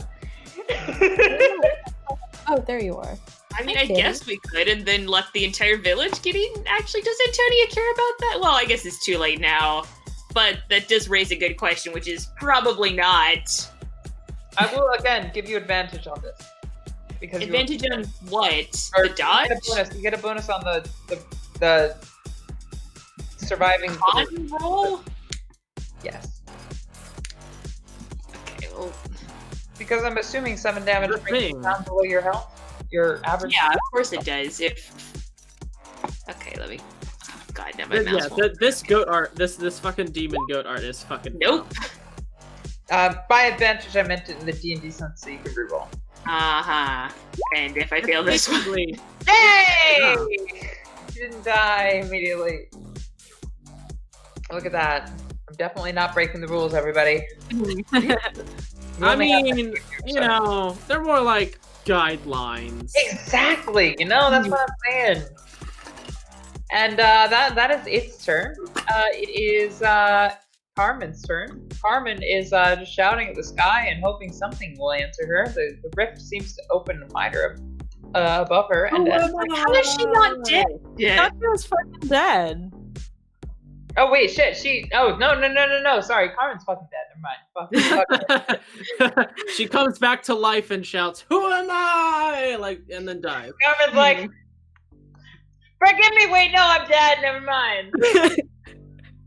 Anyway, Carmen's dead. Long live the king. It's your turn, Antonia. So we are just allowed to disengage and leave? Yeah, you can piss off. Totally. Alright. I mean, I Back. Otherwise, we'd all be dead.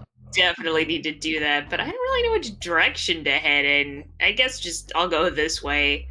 I feel like we need something better than just trying to melee, like to tank this, because we can't do that. We're not equipped at all. There's it faster than us. We can't run away. We just have I to. know, hope but that like, we is hit there more anything than we it can do does. magically? Like, I can look make, at the I can strong circle. Like, I can- is there a way to finish the ritual and contain it? without a sacrifice. No, It already got a sacrifice. It got 3 Yeah, sacrifices. that's how it got It's summoned. still up. that's how it got summoned. I bet we can finish the rest of the binding. I look around. So Carmen's not quite dead enough yet. Okay. Well, just some warm bodies or something. I don't know. I mean, I don't think I can reach her in this turn, but next turn I guess I'm gonna try to sacrifice her. You've got plenty of knives scattered around there, unless they're Yeah, there's a whole bunch of too. knives. A lot of things, you know? Alrighty. But yeah, I guess I'll try to like see if I can find the very basics of like what to say. Yeah, it's While all I written wait. out in weird script. I'm going to say, let me look at your sheet real quick. Skills. Yep. History, no. Languages, own, French. Library use, not bad. Dodge. I'm really good at dodging. I mean, dodge is partially derived from your dexterity, and I have Everything decent makes dex. You have good dex. Art, writing. Oh, okay. Yes. You can sacrifice something, but you know for a fact that you won't be able to intone the ancient language that you would require, that would be required otherwise. But you feel as though, having seen these scripts for long enough, you could, Antonia, use Carmen's blood to write the spell Ooh. on the floor. Delightful. All right. On your next turn. Not Mhm. you don't got the time. And you know, This is, of course, assuming you survive. It is August's turn. August, some weird shit's happening to your north. Are you running, or are you going to do the quote-unquote manly thing, which is honestly the stupid thing? I think you have to step one closer to be to shoot it. Yeah. Well, no, if you shoot from a higher range, it's just a harder success metric. It would be a hard success instead of a regular success. I mean, not that it is already almost impossible for you to shoot and hit, so I'm not recommending it, but that's what happened. So, August would move one, not that way, diagonal one here. We're gonna Rudy Tooty Shooty and miss, I'm sure. Come here, combat tab. Gonna Rudy Tooty Shooty and miss. Oof. Yeah. Delightful.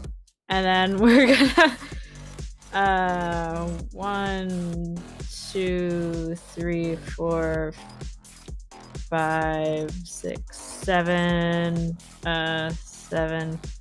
Hold on, let me just plop me back here and use the fucking ruler like a smart person. Oh, I did not want that. Hold on, I accidentally scrolled. And then how far away are you? Yeah, we're gonna move on to that corner over there. Yeah, move yourself. It is and our just hide in this foliage. Amazing. You are become the foliage. Benjamin, I am become foliage. All right, Benjamin, I'm gonna move as far away as possible, and then I'm gonna shoot it twice. Please do. Big money, no whammies. Woo! Hey, All right, 17 damage. Well, shit. All right. Yeah, that is a palpable hit, as they say in the Shakespearean times. Problemo. hit, a palpable hit. Indeed. Look at me being well-read and shit. Yeah, no, I actually love Shakespeare. I don't know much about anything else, but I'm good at Shakespeare. Minus 17. Wait, what? No, that's... There it goes. Wait, actually, that is... Holy shit. Minus 17 gives it 17 health. Wow, that's crazy. Anyway. You done did the thing. It seems to be rolling a little less bouncily, and it's oozing black goo on the terrain. And you notice for the first time, perhaps, that the trees around here seem to have black ooze emitting from their trunks themselves. Almost, this is just a very unnatural and not great place to live. Maybe you should tell some people in the town. Maybe they should sell their lands to a dock-producing company or something. I don't know. Anyway. Just ordinary pollution and not the supernatural kind. Maybe this place should be underwater. I don't know. Anyway. It's the thing's turn. Yeah, and it just got shot pretty bad by like something, down south. Hi. Okay, it's on top of a tree. It doesn't matter. Also you. And me, yes. I did my best, guys. Remember me fondly. Sorry in advance, and also, as Carmen once said, forgive me. Well, yeah, no, that takes me to 0. Cool. So, a tentacle pierces into your body, Benjamin. A tentacle from this creature, and it draws you in. And you're not quite sucked in yet. You still have a moment to reflect. And then another tentacle forces its way into your chest, through your ribs, and it draws you even further into it. And another one, and another still, until you are punctured through and through. Your ribs torn, your breath impossible to collect, your mind scattered. As it thoroughly consumes you, its own body subsiding your own, drawing you into it. You have exactly 1 shot left. You can reload once, and shoot once. But after that, even if you succeed, you're fucking dead. Well, I'm unconscious, and I have the dying condition because I'm gonna say, you know what? For the purposes of the plot, fuck it. You have one shot left. Okay. You have the opportunity to shoot once. I would love to do that. Because you're Can I fucking do that dying. now or on my next turn? You do it right now because there's no going back here. Fail. I'm not gonna let you reroll that. Okay. Well, I mean, he I'm now does make unconscious and sense. dying. My friend, Just saying. Benjamin. The creature rolls over you. Its tentacles puncture you and enter you. You feel yourself filled with its fluids, its, rubbery form. It brings you into it, and Oh God, I don't have a latex over fan. you and pulls you into it. And within a moment, you are entirely subsumed. It is you, and you are it. And nothing really matters anymore. You don't feel any urge to remove from the reality that you're in. In fact, you want it to enter this reality. You want its component. It is a component. It is a part of something. Shalp is reborn. Shalp. Yes, it is part of Shalp. Shalp should be here. Shalp should bring this to itself and take this realm from this people that do not deserve it. You are now the creature, and the creature is you. And I will let you take over either the sacrifice victim who ran the fuck off, or William, who is probably somewhere in the woods. William showed up like, sorry guys, just had to piss for 24 hours. I'm fine. I would love for the sacrifice victim to pick up the elephant gun. That would be fucking funny as hell. Okay, shit. Alright, cool. Lee, can you really quickly, for our dearest friend, create some stats for the fucking sacrifice? Just give them a total pittance of health, default movement speed, and I can just roll the gun off of Yeah, just roll the gun. He's already using the default stat. Yeah, it's already using the default stats. I have no health and movement. Marvelous. Okay, so Carmen's dead. Antonia, it is your turn. All right, so I guess I'm gonna drag Carmen's body into the sector, use one of those knives, and start writing the ritual out in blood. Roll me an art writing. Oh, sorry guys, this is gonna be rough. I'm actually not that great of an author. I'm just very charming. Oh god, that's so close.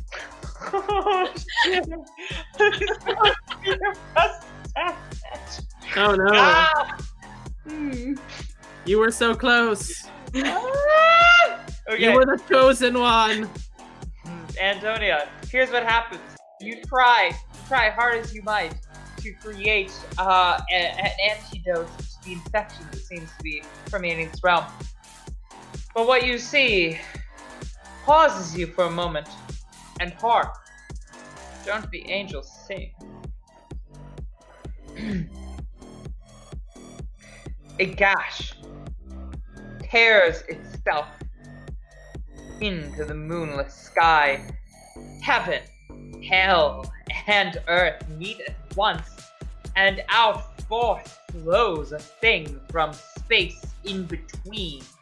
A nebulous thing of evil emerges from that rift that formed, billowing from between the stars, forth like steam from an unknown cosmic machinery beyond.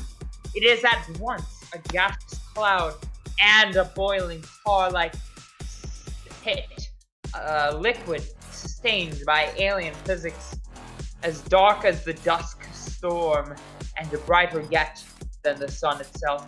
Human-like figures and tendrils bubble in and out of her surface, straining to burst forth from the inconsistent facade of her being, and length she gathers herself like a typhoon above the seven stones, the plenitudes within her eager to surge forth, free like the children of Echidna, Tiamat, or Angraboda.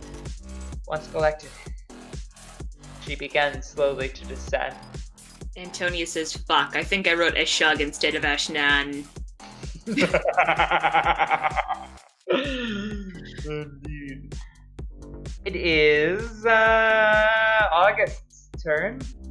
As Lee, can you put that thing front and center, my dude, my friend, or shall I do it myself? Yeah. There we go. Yeah, I do. Yeah. This is in the Oh, sky. fuck. I accidentally clicked off of it. Show it to me again. Oh God, what is that?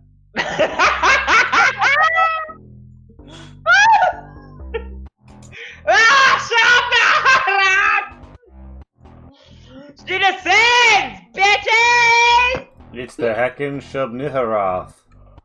That's not good. Okay. Well, So I'm going to voluntarily make a sanity roll for August, having seen what he just saw happen to Benjamin. I think the sanity roll would be for all of it. Everybody here needs to make This a is why. roll. This is a hard one. Oh yeah. I'm gonna say that. In the world.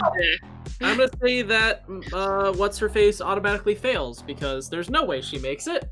Actually, the sacrifice victim is honestly probably not looking at this. Oh, right. Well, good for her. She's running away. She's smarter than you. Yeah. Well, she's my character now, so for some reason she turns back and picks up a gun. Okay. Why not? Why not? I have a question. Yeah. What? How many times in a row am I allowed to shoot? Handguns have 6 shots, so if you're not doing 3 shots and taking a penalty for each one, you have 6 rounds of combat you can use before reloading. And you can reload a single shot with a penalty in one turn, or you have to spend the whole round. I just have what I want to do is just have August fucking unload the rest of his 3 fucking shots into the goat thing because he's that's totally having fair. a bad time. All right, with penalty or yes, if you're shooting 3 times, every single one is a penalty. I mean, he did see his lover get killed and eaten. Yeah. I will say, you get the first one without penalty, the other 2 with penalty. Oh, that's nice. Okay. Well.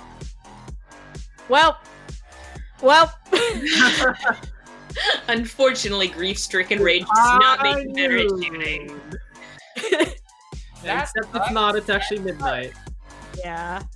Yeah, I'm again quite sorry about that. My No, you're not. Forgive me, as Carmen once said.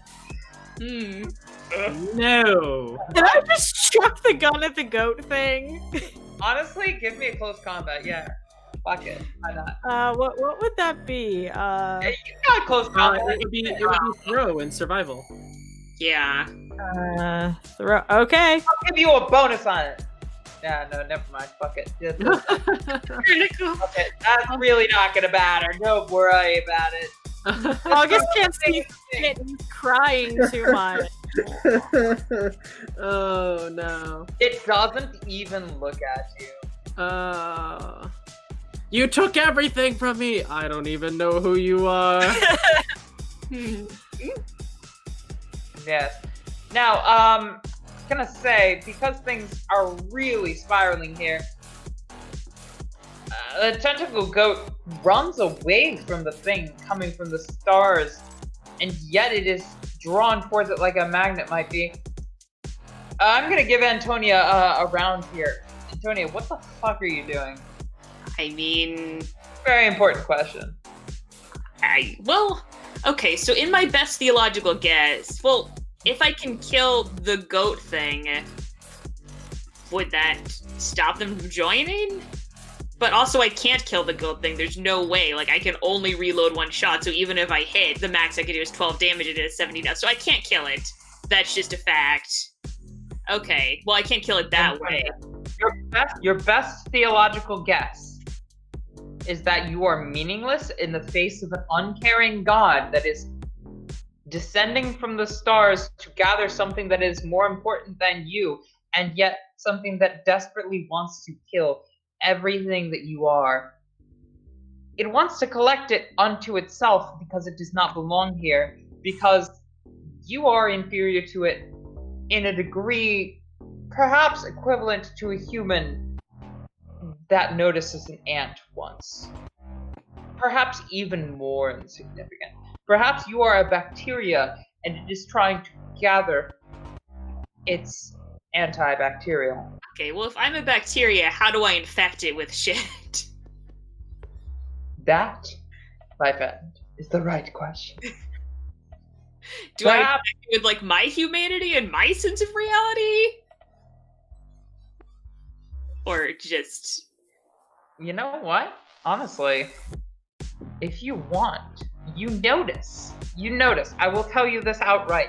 You notice that not only is a tendril emerging from it to gather the tentacled goat that has destroyed your comrades, but there's also a tendril that's grabbing out towards Carmen. Do you want to let it grab you instead? Yes. You know what? Let's go for it. Holy shit. Oh, fuck. Alright. Gonna take your action, but you can push Carmen aside. Yeah. Grab I you didn't instead. TPK. TPK.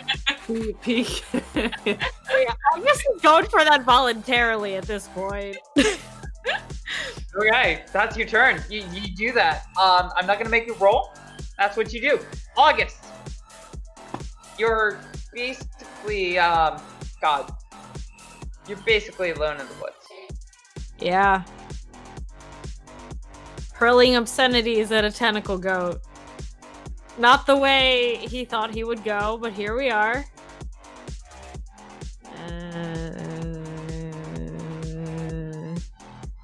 There is a tendril out from Sal Nahara up above to grab the tentacle goat. If you'd like, you could continue trying to kill it. Also, you feel as though the spirit of your lover has, transferred it to a lady who's running the fuck away. There's probably a trans narrative in there. I don't give a shit. Anyway, you're where you are.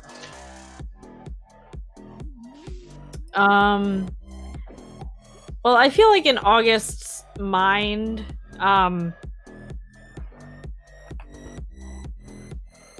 this motherfucker just fucked up everything. And you said there's a tendril reaching for it? A tendril that you just so recently saw grab and consume Antonia. And Antonia shouted, this is the weirdest sex thing I've ever done, as she disappeared into the cloud. I mean, my final words were, I don't have a latex fetish. So I suppose August's final words would just be, you know what? Fuck this shit, and just run into the tentacle that's grabbing for the goat, because fuck everything else. Fuck this shit.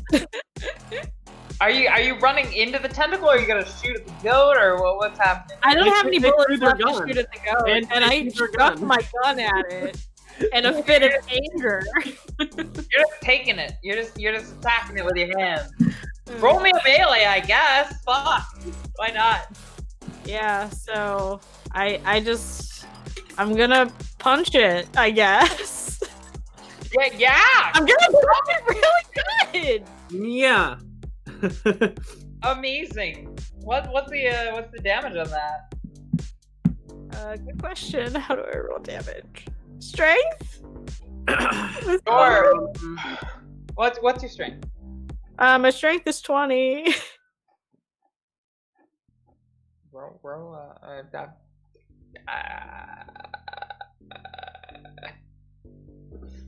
Oh, 1d3 for an unarmed attack, and you might have a damage bonus. It's 1d what?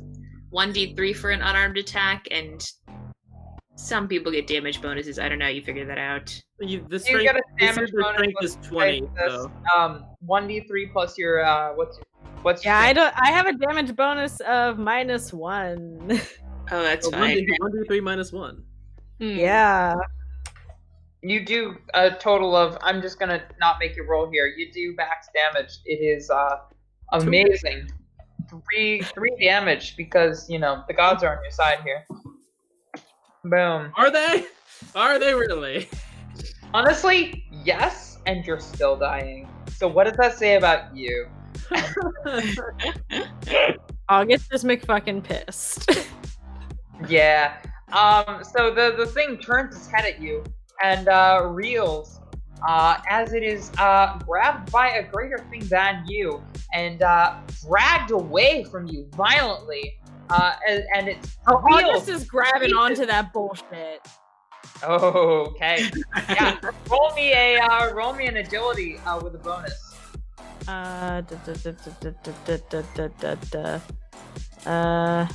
Where are you? Dexterity's at the top. Okay, dexterity. Amazing! Alright, you grab onto the thing. And With you a are bonus, subsumed. meets it. You are subsumed into its being as the two of you. And wait, no, the three of you, all of you, Carmen, August, you, the thing, and Shabna Hades are pressed back into Shabna Hades' own realm! And before you is a thing you have never fucking seen before because goddamn, you have not been exposed to the outer realms before, but gosh, they are nebulous and yet filled with intent. And you've only seen the parts of it that are Shabna Hades, but you're freely flowing now. Part of her, and yet at the same time, not quite part of her. Tendrils emerge from you, as if to tether you to her form, but you are free to explore the realm that you've been forced into. You are no longer of the material. Nothing about your atoms is quite the same. Somehow your consciousness is similar. You don't feel as though the bodies are your own. You feel as though perhaps they are bodies that shall let you forge. Because she doesn't care otherwise that you form your own bodies. And before you, there is a door. You perceive it. It's small, circular, surrounded by shapes that are geometrically odd to you. Far too material. You're looking at it. Someone knocks them down. They don't change all that much.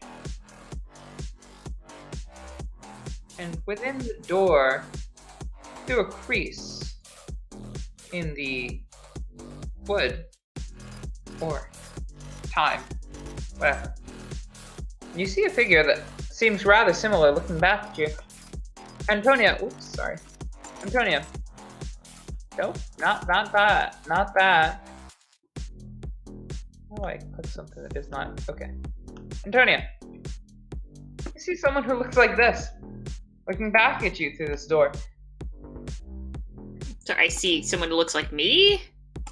We're seeing ourselves looking through the door in the basement back in time. Ah, okay. We're now on the other side looking out. Yeah, you look like this. The fuck? Part of this. That's us now. That's Close you. friend. Duh. And scene. Yeah, and scene. But wait, there's more. As a sacrifice victim. Oh. meets up with William in the woods At midnight 30. at midnight 30, and the two of them go back to the of course. And an elephant gun falls out of the sky and kills both of them. The end. Goes back to the Blackwood estate. No survivors. No survivors indeed. Where of course, Lord Blackwood now looks a little bit more like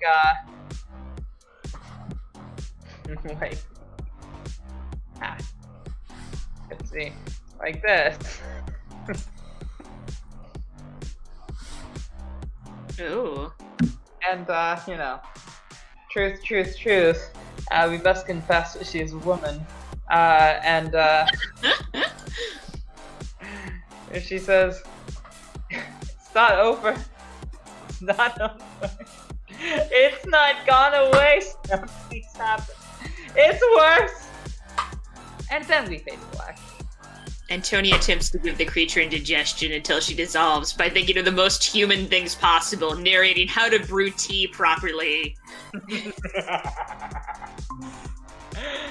Alright, well, hey. Just like, I can't believe my boyfriend became a goat demon. Am I a goat fucker now? Am I a monster fucker now? What the fuck fucker am I? You're also a goat demon.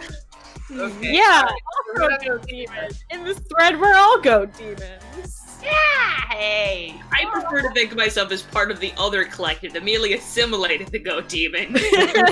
My feedback was it was great. I'm so tired. Good night. I just packed the same on the deck so I can take my contacts out and go to bed.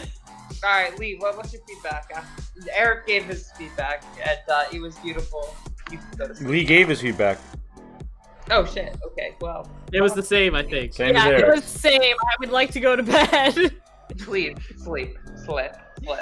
Alan, what did you like, what didn't you like, and what do you want to see more of? Okay, let's see. So, I mean, the ending was really interesting. And, I feel like, yeah, things will do a pretty good conclusion. Though I do wonder, like, if we just done the sensible thing and, killed everyone earlier, like, it just seemed like it would have been a bit anticlimactic. You say that, but the thing would have come out regardless. Well, so there was no way for us to prevent it? Because that feels kind of like... No. There was totally a way for you to prevent it. That was sacrificing a human. Like the druids always did. But none of the people who died counted as sacrificing. No, I mean, it kind of makes sense. Like, interesting. Yeah, that's moral choice, like, where you do, it's like, no, you legitimately have to sacrifice a human to fix this. Like, who knows where your loyalties lie. I did not want to give you a morally black and white thing. I'm not Lovecraft, right? Yeah, Fuck no, that. I mean, it's interesting. Like, that's a fair thing to do in a system and, like, kind of setting like Call of Cthulhu. Like, that's a totally fair choice. I mean, it might have needed to be a bit clearer because we didn't know that you had to do that, but it might have just been the information that our personal party collected or failed to collect. I mean, you guys, so like, yes, I perhaps was leaning heavily on the you decide not to sacrifice a human angle, and that is entirely a valid criticism of me. I did want to present it as an option, but I did not do a great job of presenting it as a valid and good option.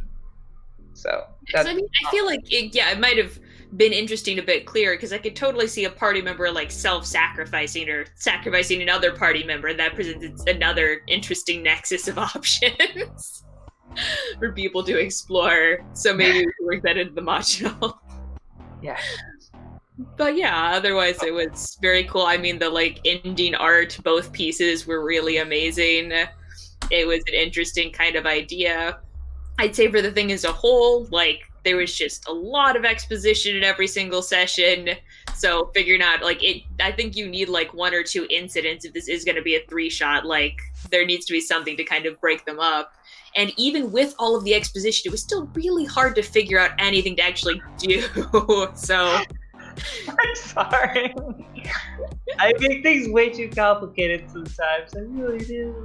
Well, it was weird because it was like reasonably, like, once you get down to it, like, it is semi-simple. Like, you're basically adding like an equation together, like Niggeroth plus other one equals new reality. But figuring out how to stop that seemed to like be much harder than the people who are figuring out how to do it. I mean, like, honestly, if you guys went in there with the intent of stopping it, there's a very good chance that you did. Because, like, being on the other side of things, you have the better shot at closing the door than you do on this reality. Oh, that's true. I guess, like, there were more directions for the other side. Madeline, to be perfectly honest with you, because it's just the 3 of us now with you in the chat, the end goal of Carmen was to get onto the other side so as to unlock the door. Oh, that makes sense. Okay. If Ranger died, you actually fucking subverted it by taking yourself. Damn. You actually, no, you fucking won the scenario battle because you yourself took her place. I guess the real question is, where in what world is Carmen Sandiego? Carmen Sandiego's fucking dead. Madeline converted that. Yeah, you actually won, Madeline.